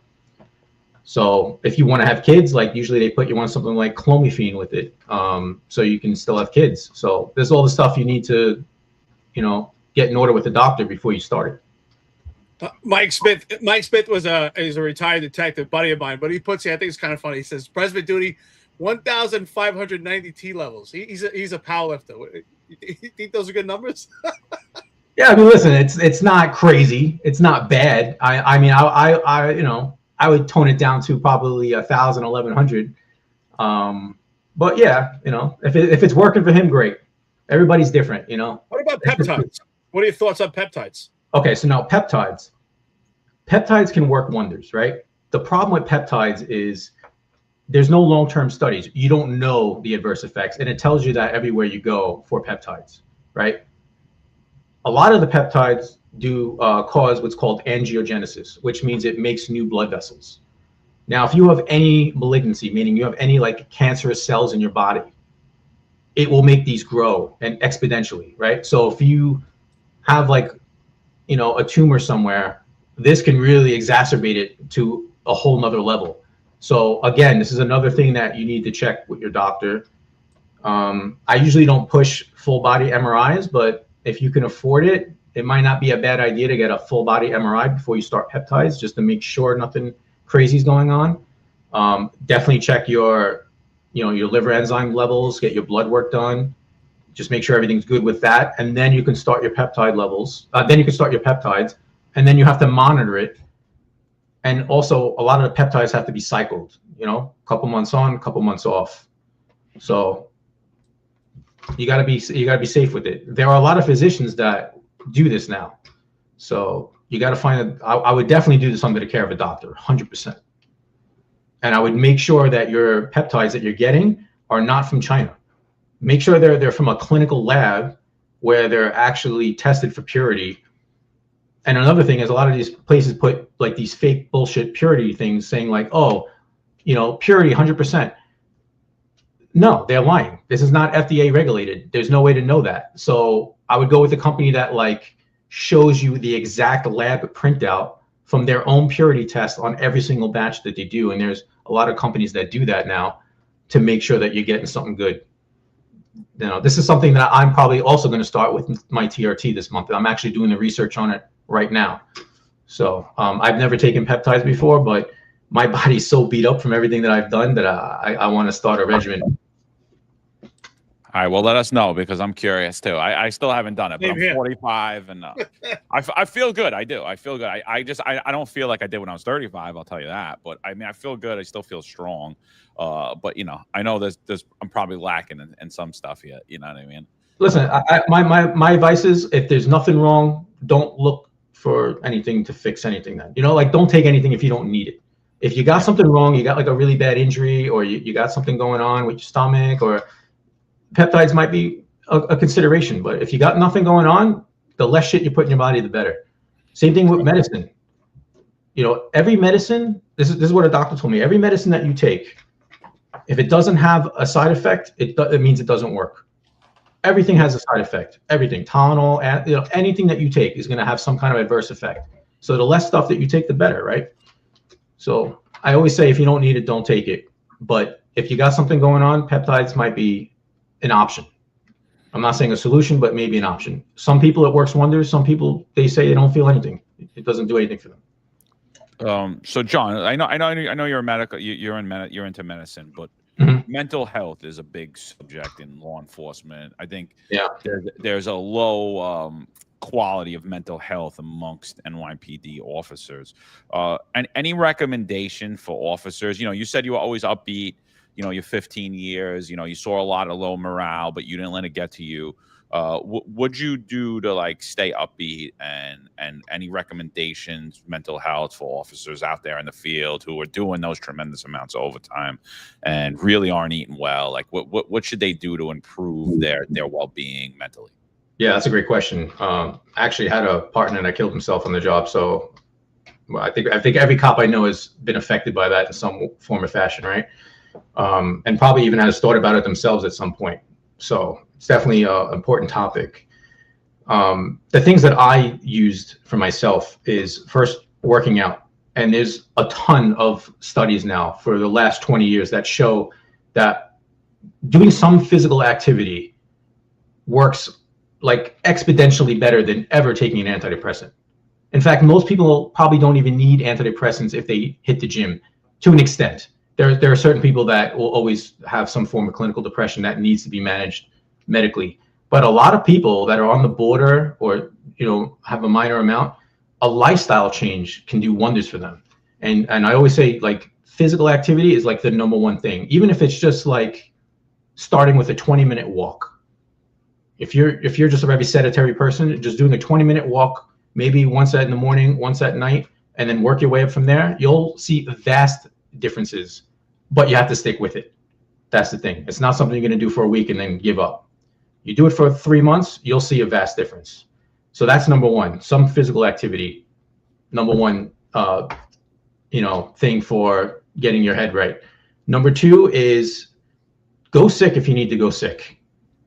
Even if you're not sick, go sick if you need to go sick. If you're coming to your wit's end, if you're starting to snap at people, if you're getting really stressed, if you're getting burnt out, if you're taking stuff home to your family, if you need some time off, take the time off, because the job's sure as hell not going to give it to you most of the time, right?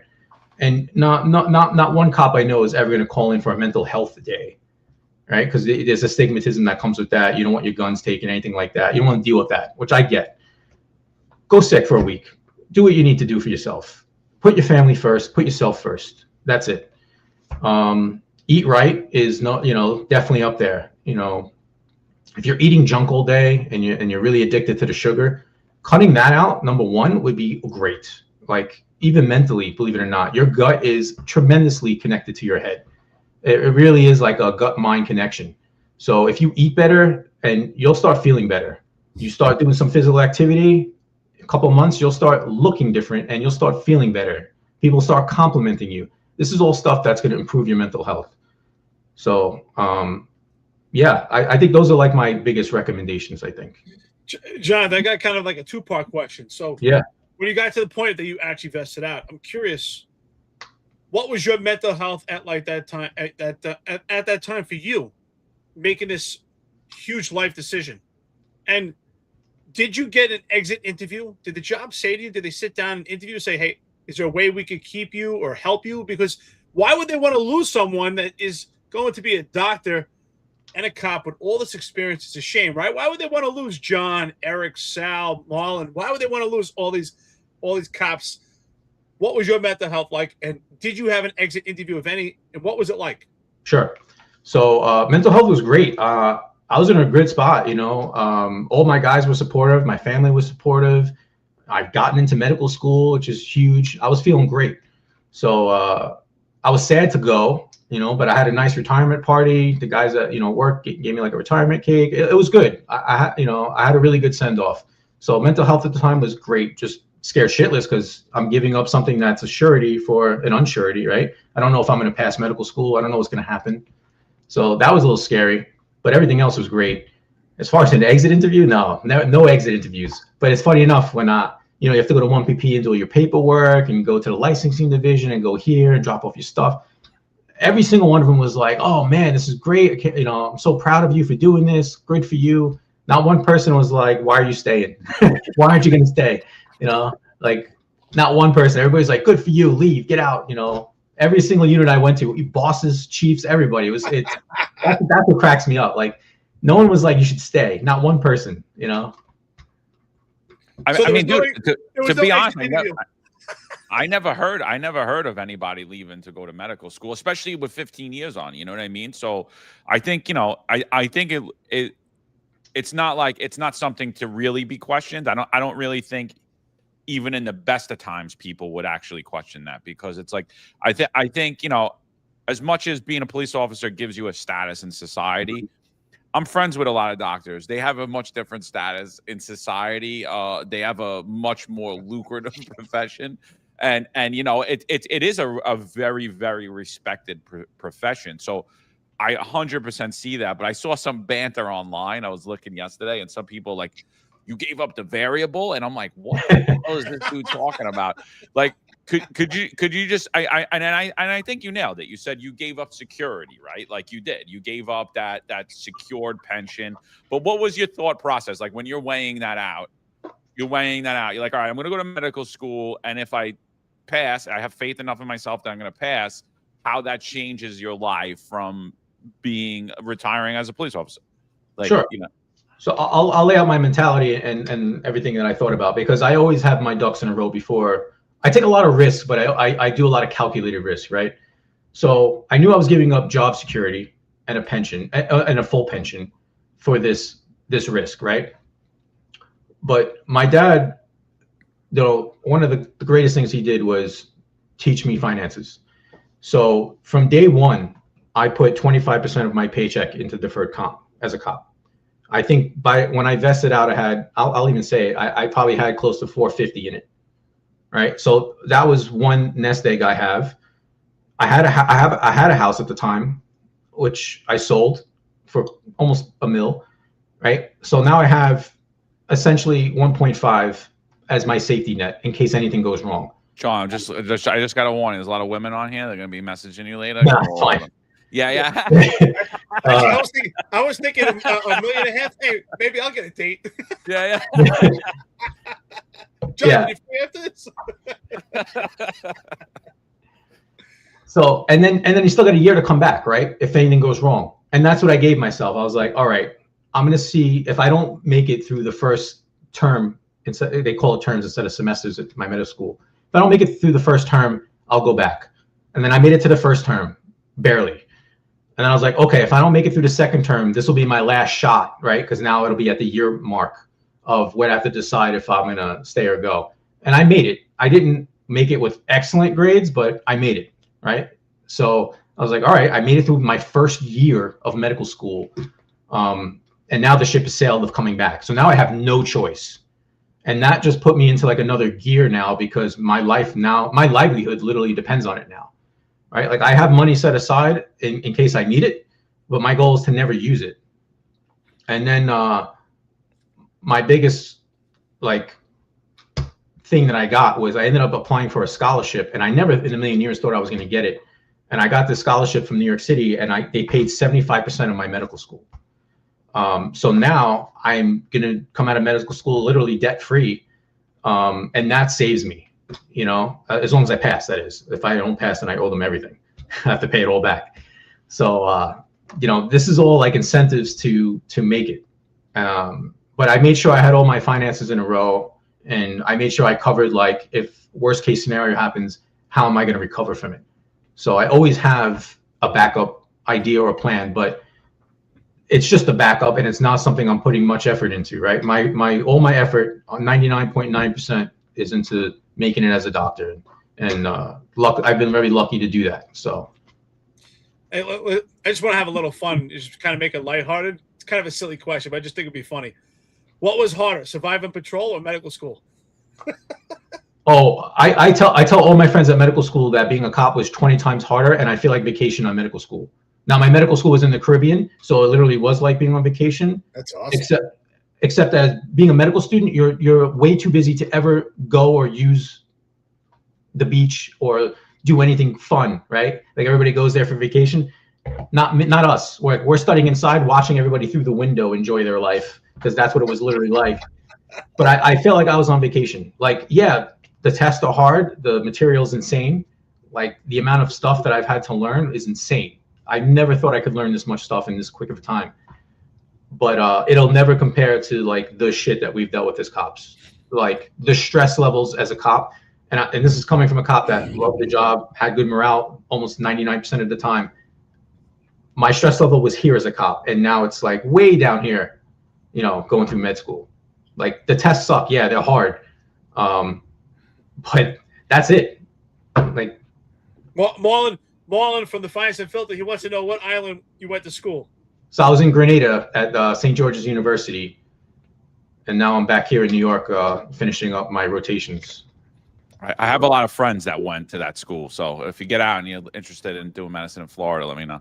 Hit me out. So I've been here 2 years now for my scholarship, but then I'm definitely out. I'm not staying in New York after that. Yeah, I'll hook you up with them. So they're doing pretty well down here. So yeah, that's interesting. But I came across your profile. I don't know how, but I don't know how I came across your profile on Instagram, but I did, and it was a while back. So I've been following you for a while. It was like when you first started med school. So I just thought it was, I didn't want to bother you while you were in med school. And I know you're still in med school, but I didn't want to bother you then because I knew how intense it was. But I was like, oh, I really want to hear this guy's story, because it really is so interesting to how that evolved and how you decided to make that decision. And I personally didn't think you had 15 years on at the time, which makes it even more interesting. I thought maybe like 5 years, 7 years. And then you were like, no, I'm going to do something else. But I did. The thing that I enjoyed about following your profile on Instagram is that you were in Grenada. I was familiar with the school, and you guys would always do these like team workouts. Could you just talk about that? Like what yeah. Like what was that? Was that daily? Was that weekly? Was that just every now and then? Like and why did you guys do that? How did that start? So it just started with me. Like I was dorming with 3 other guys in at med school, and they were older like me, which is nice. Well, most of them were. And we just worked out together. And then I started doing like my kind of workouts, which is more like a tactical fitness kind of workout. You know, like I like to wear like the 30-pound vest. I like to, you know, I like to be able to like run, shoot, move, fight. So I was doing a lot of different kind of workouts, whether it's weightlifting or calisthenics or whatever it is, anything but CrossFit. I'm not doing CrossFit, but the tactical fitness is really where I'm at. And people kept asking to like join the workouts. So we made like a little WhatsApp group, and it first started with like 4 people. then it grew to like 5, and then within like 2 weeks I had 20. And by the time I left there, I did my last workout with them 3 weeks ago on the island. I had like almost like 40, 50 people in the workout group, and I was having between like 6 to 12 people show up for each workout. A lot of them never done a workout like that before. You know, they never been in the military or police, these kids, and a lot of them just never knew a guy like, you know, that was a cop or even in the military. So they were just seeing a side of things that they didn't typically see. And then I was also teaching them skills. Like we were doing a lot of different tactical medicine skills. I was teaching them because that's what I did for the last, 6 years as a cop.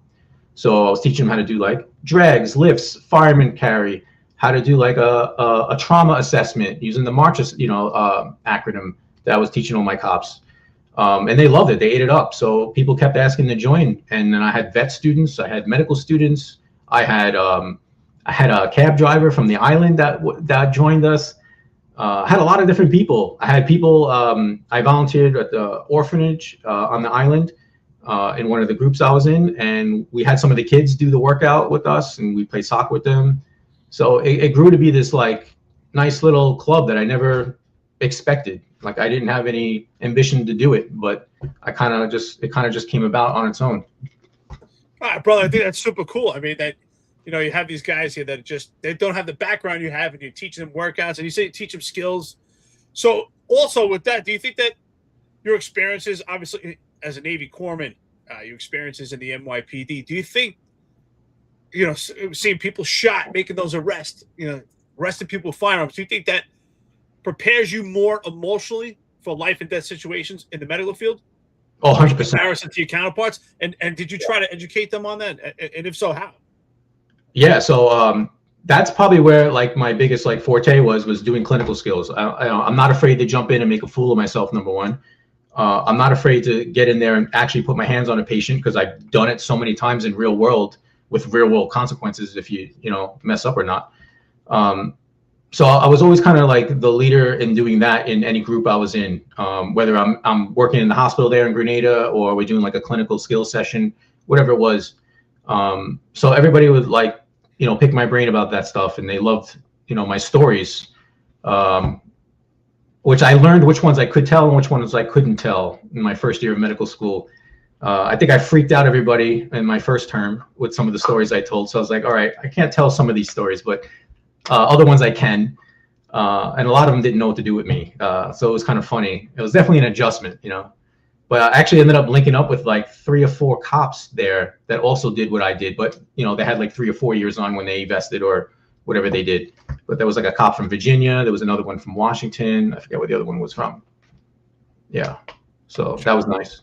John, Chief Marino asks, he says, morning, gents. Jonathan, how could the job improve mental health treatment for MOS? And I'm just going to add in there any suggestions for physical health of MOS as well.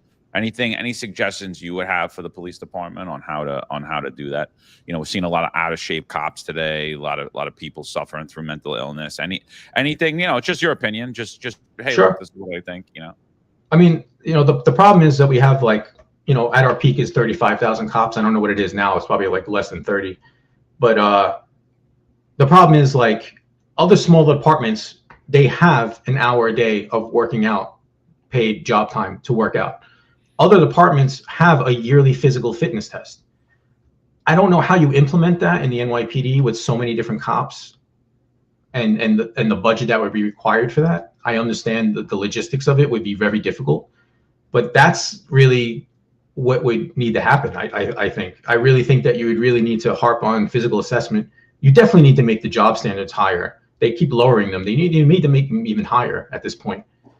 You need, first off, you want cops that want to be cops. Now you're just getting people that just want the job for the benefit and the money.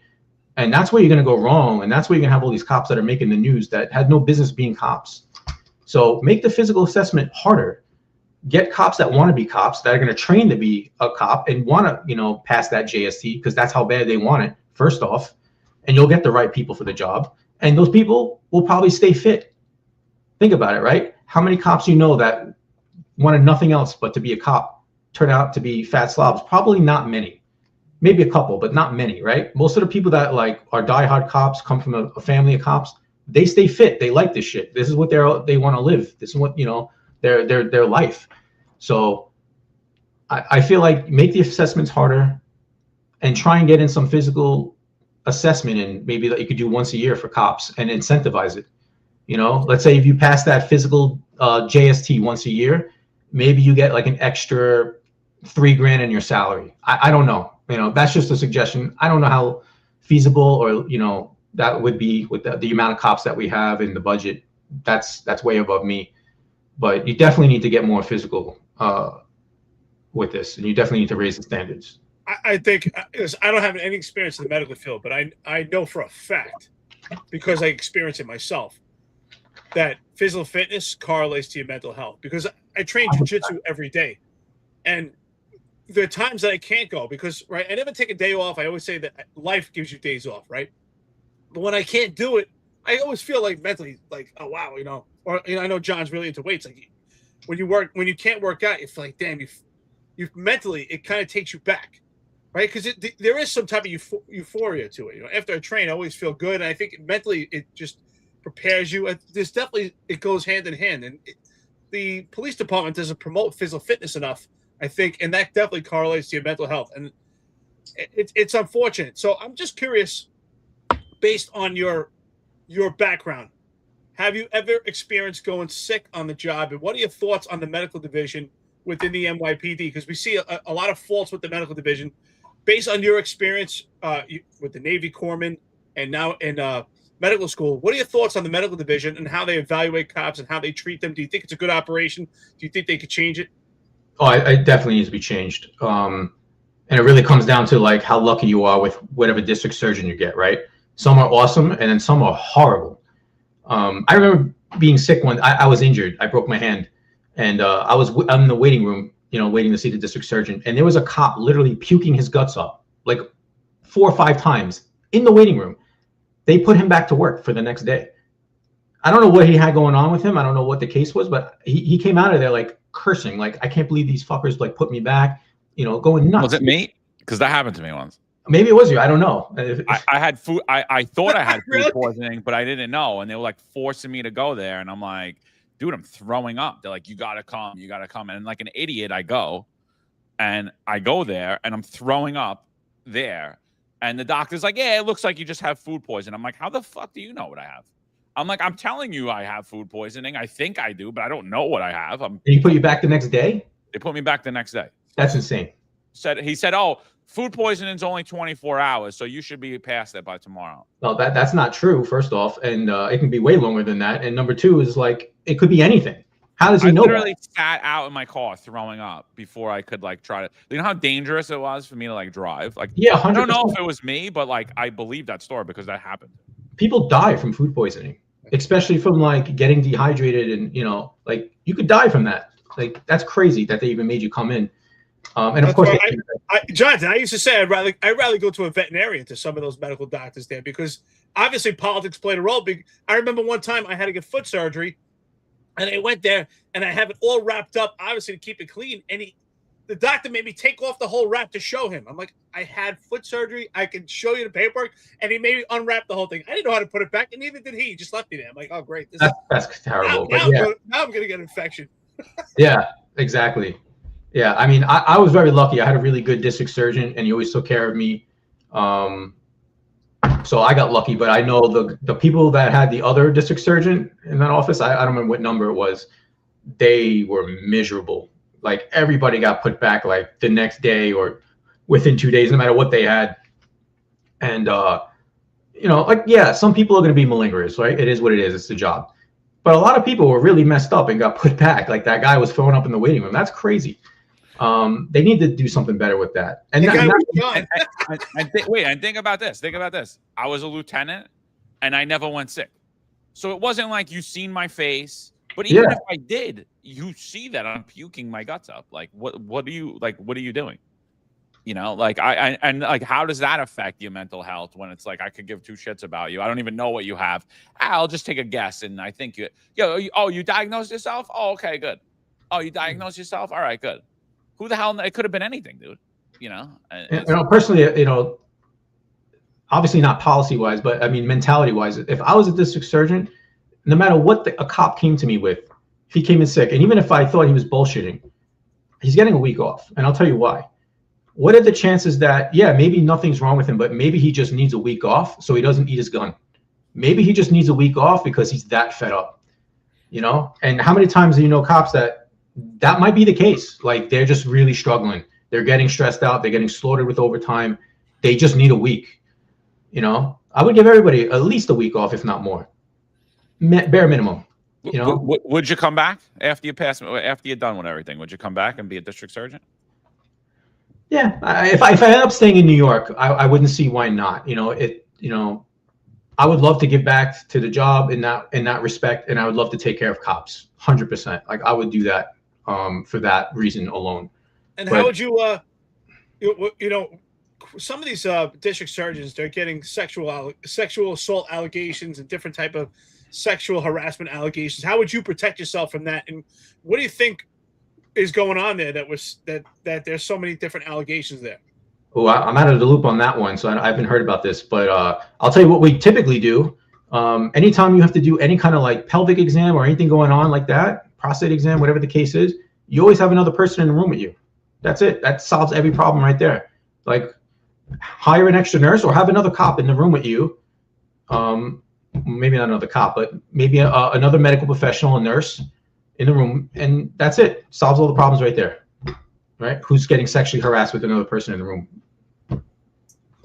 Probably not other people. So no, I agree. What do you think? What are your thoughts about like all these girls now that going for surgeries overseas and all that? And like, I get like I don't want the job to be involved, and I don't think that any profession should be like saying what you need to do medically, but like cosmetically.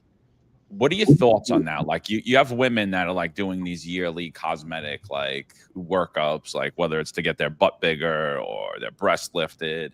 Like I noticed that's becoming a big problem throughout the NYPD, especially that these women are going overseas to places that they probably shouldn't go, and potentially dangerous for their own health more than worried about them not being at work for a week or two.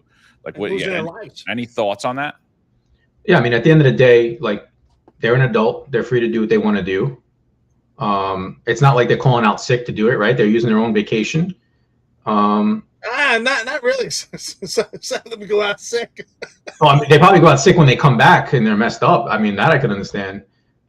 Which, maybe we could have a discussion about. But as far as like, they should be able to do what they want to do. I don't know if it's smart. I wouldn't do it.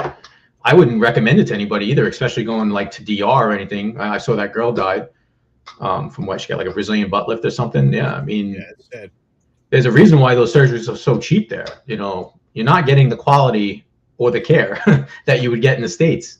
So, yeah, I would not recommend doing that.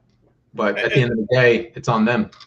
That's a good point. So are they actually going to legitimate licensed doctors? Is that the issue? Or is it just the actual care itself? What's going on in the system? Because some of these girls are losing their lives. It's for instance, that one detective, but she's not the only one. It's sad. I mean, like I said, it's a choice. If you want to do a mommy makeover and do your body, that's your choice. But to die from it is just insane. What is going on over there? Are they licensed? Yeah, they're licensed doctors in their own country. They wouldn't be licensed if they came here in the States. But the thing is, you're going to a third world country at the end of the day. Right? You're going to be in less sanitary conditions. You're going to be with more than likely less qualified or trained doctors than you would have elsewhere in the Western world, like Europe or the US. And the post care is usually the problem, right? In the States, if you had a complication, they would keep you, right? And they would monitor you. They would put a drain in. They would follow up. When you leave DR, you're getting on a plane, and you're coming back to the States. Who's doing that for you? Where are you going? You going to urgent care? Like who's taking care of you after that? What if you have a post-surgical complication? Then what? Then you have to go to a hospital. You have to explain the procedure you got. The doctor there is not going to be familiar with what it might be or what was done. It's going to be this whole thing. And how would the patient know when it's time to even go to the hospital? what kind of complication warrants that? Maybe, when you get a surgery like that cosmetically, you're going to be in excruciating pain no matter what. So are they getting informed on what kind of things they should be looking for when things go sideways, or are they thinking that's normal?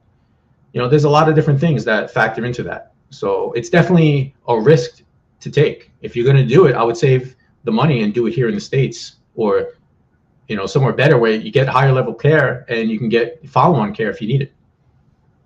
That's good. That's good advice, dude. So what's the plans? Like, what are you thinking? What type of medicine do you want to get into? What are you gonna do after school? Well, during, I know. What are you doing now, and what are you doing directly after? I know you're kind of like. Yeah. So right now I'm studying for the licensing exam. So as a doctor, you need 3 things. You need to pass your step 1, your step 2, and your step 3. So I'm studying for my step 1, which is actually this book right here. I'm taking that sometime around March. Then I'll be in my clinical rotations. I'll be doing that throughout New York. When I finish at the end of that year, I think I take step 2, and then you take step 3. I think when you're in residency already. So like that's when you're specialized. And I'm leaning towards emergency medicine as my specialization because it's kind of what I know, right? It's my background. They have a good work-life balance, believe it or not. Typically most schedules you're working 3 12-hour shifts and you're done for the week. That's it. There's no on-call. There's no work to take home. It's shift work. You clock in, you clock out. You're not following up with patients. That's it.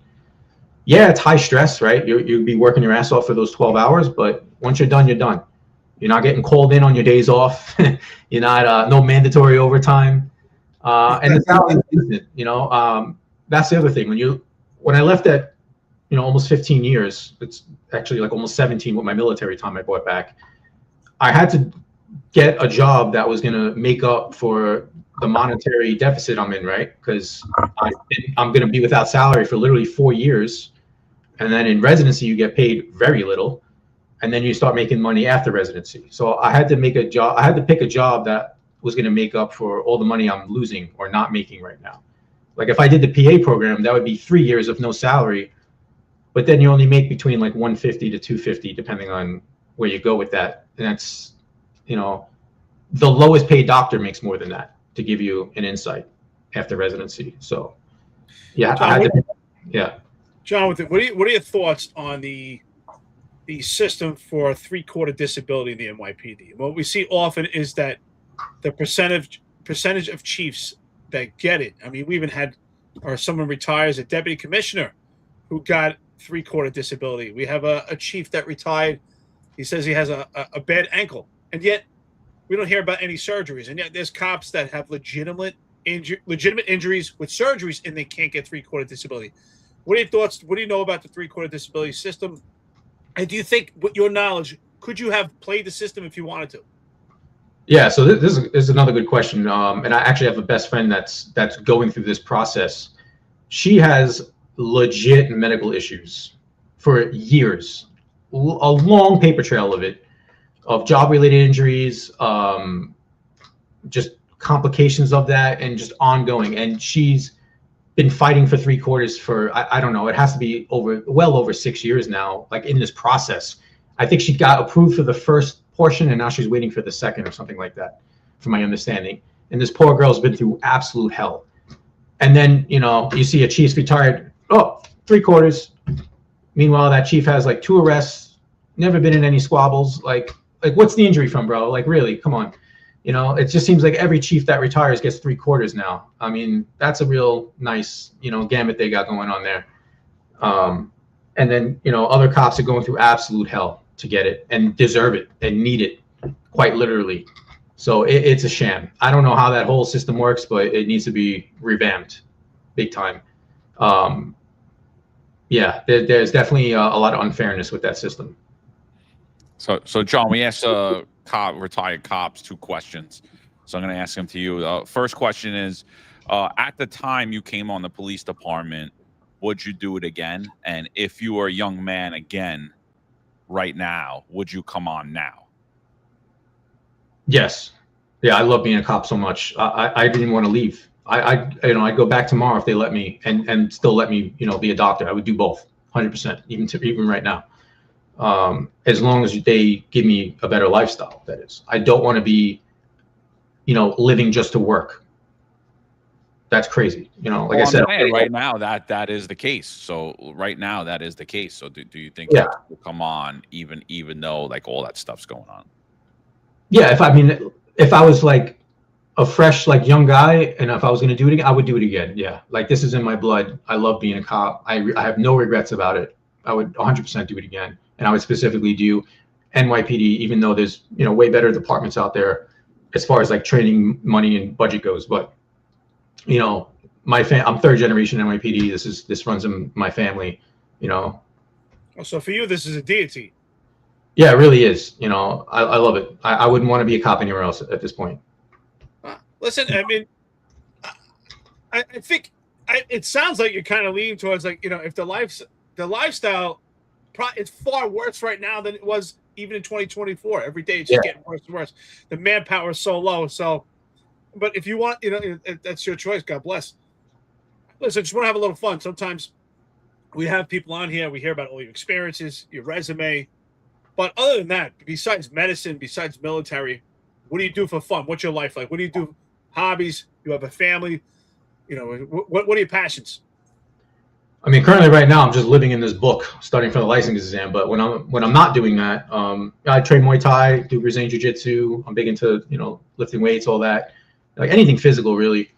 I love to travel. I typically go to, I was going to Italy almost every summer, except for the last 2 now, obviously. Yeah, I don't know. I probably have way too many hobbies, to be honest with you. Like, there's so much stuff I want to do. Like, I think my next crazy hobby, you ever see that medieval like fighting club? It's like UFC, but they wear the medieval armor and they fight. Yeah, I would do that. I 100% want to do that next. I think that's going to be my next crazy venture. Yeah, keep in touch with that one. I want to watch that one. That would be good. Yeah, as soon as I pass this test, hopefully in March, I think I'm gonna be looking for that. I'd probably in Jersey somewhere. Yeah. All right. Awesome. Yeah. So, all right. Anything you want to leave us with before we get out of here? Any message to everybody that's listening? We had a lot of people on here today. We had a lot of people on Instagram, and just for all you guys on Instagram, again, like I can't see your comments. We don't see them up on the screen. If you ever want to jump in the chat, jump over onto YouTube at the Finest Unfiltered.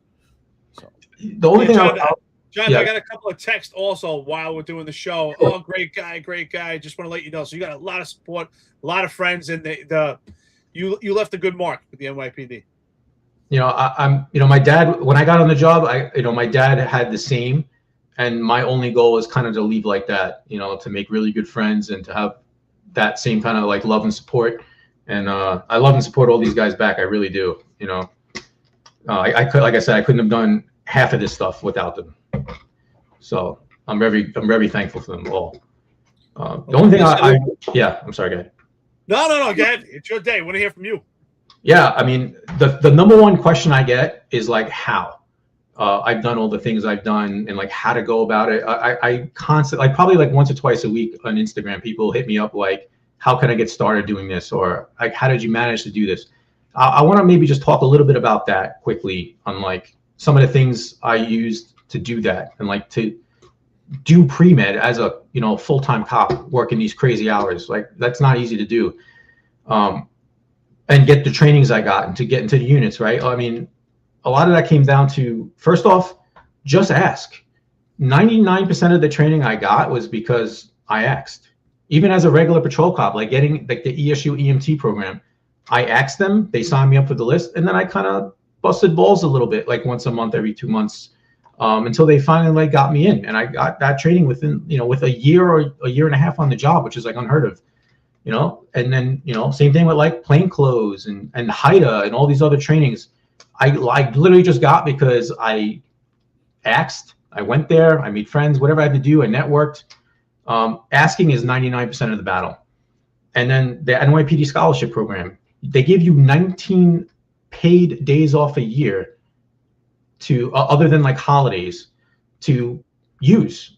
And they really can't deny you those days off, which is even the best part, So if you want to go back to school, sign up for that NYPD scholarship program. You'd be crazy not to. I didn't think I was going to get it. They only give it to like 30 people, I think, a year.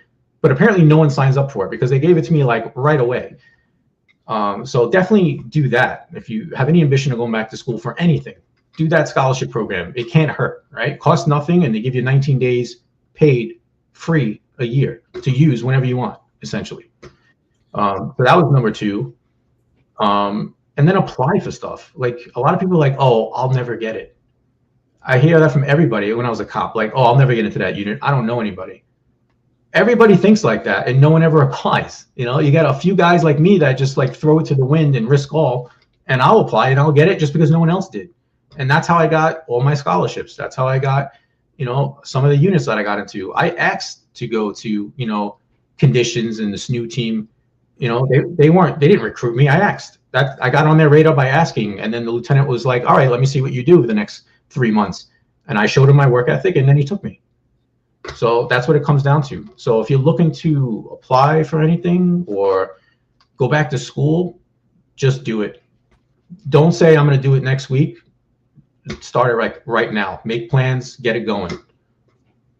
So, well, John, I think your message definitely resonates to our friends and listeners. It definitely resonates to young cops and resonates to anybody. I think you're absolutely right. Ask. What's the worst that people can tell you? No? Yeah, literally, no, that's it. And most of the time I didn't get told no. I get told like, yeah, or we'll try. It's either yes or we'll try or I'll do my best, something along those lines. And most of the time they do. You know? Yeah. Well, listen, we thank you, brother. Almost 2 hours. I appreciate telling us about your life and memorializing your career and now your legacy of being in the you know, in the medical division and spending your life in the medical field. I think it really is an honorable, noble profession to be in the medical field, especially after being a cop and all your experiences. Thank you so much. And I hope that you're watching. If you get a chance, Jonathan, there's a whole network now with the Finest Unfiltered. If you're watching any of the shows tonight, we got the Executive Perspective, 2 retired chiefs from the NYPD, and they do a hell of a job giving their perspective. It's actually tangible. People could actually speak to people that actually had that rank on the job and ask some real questions.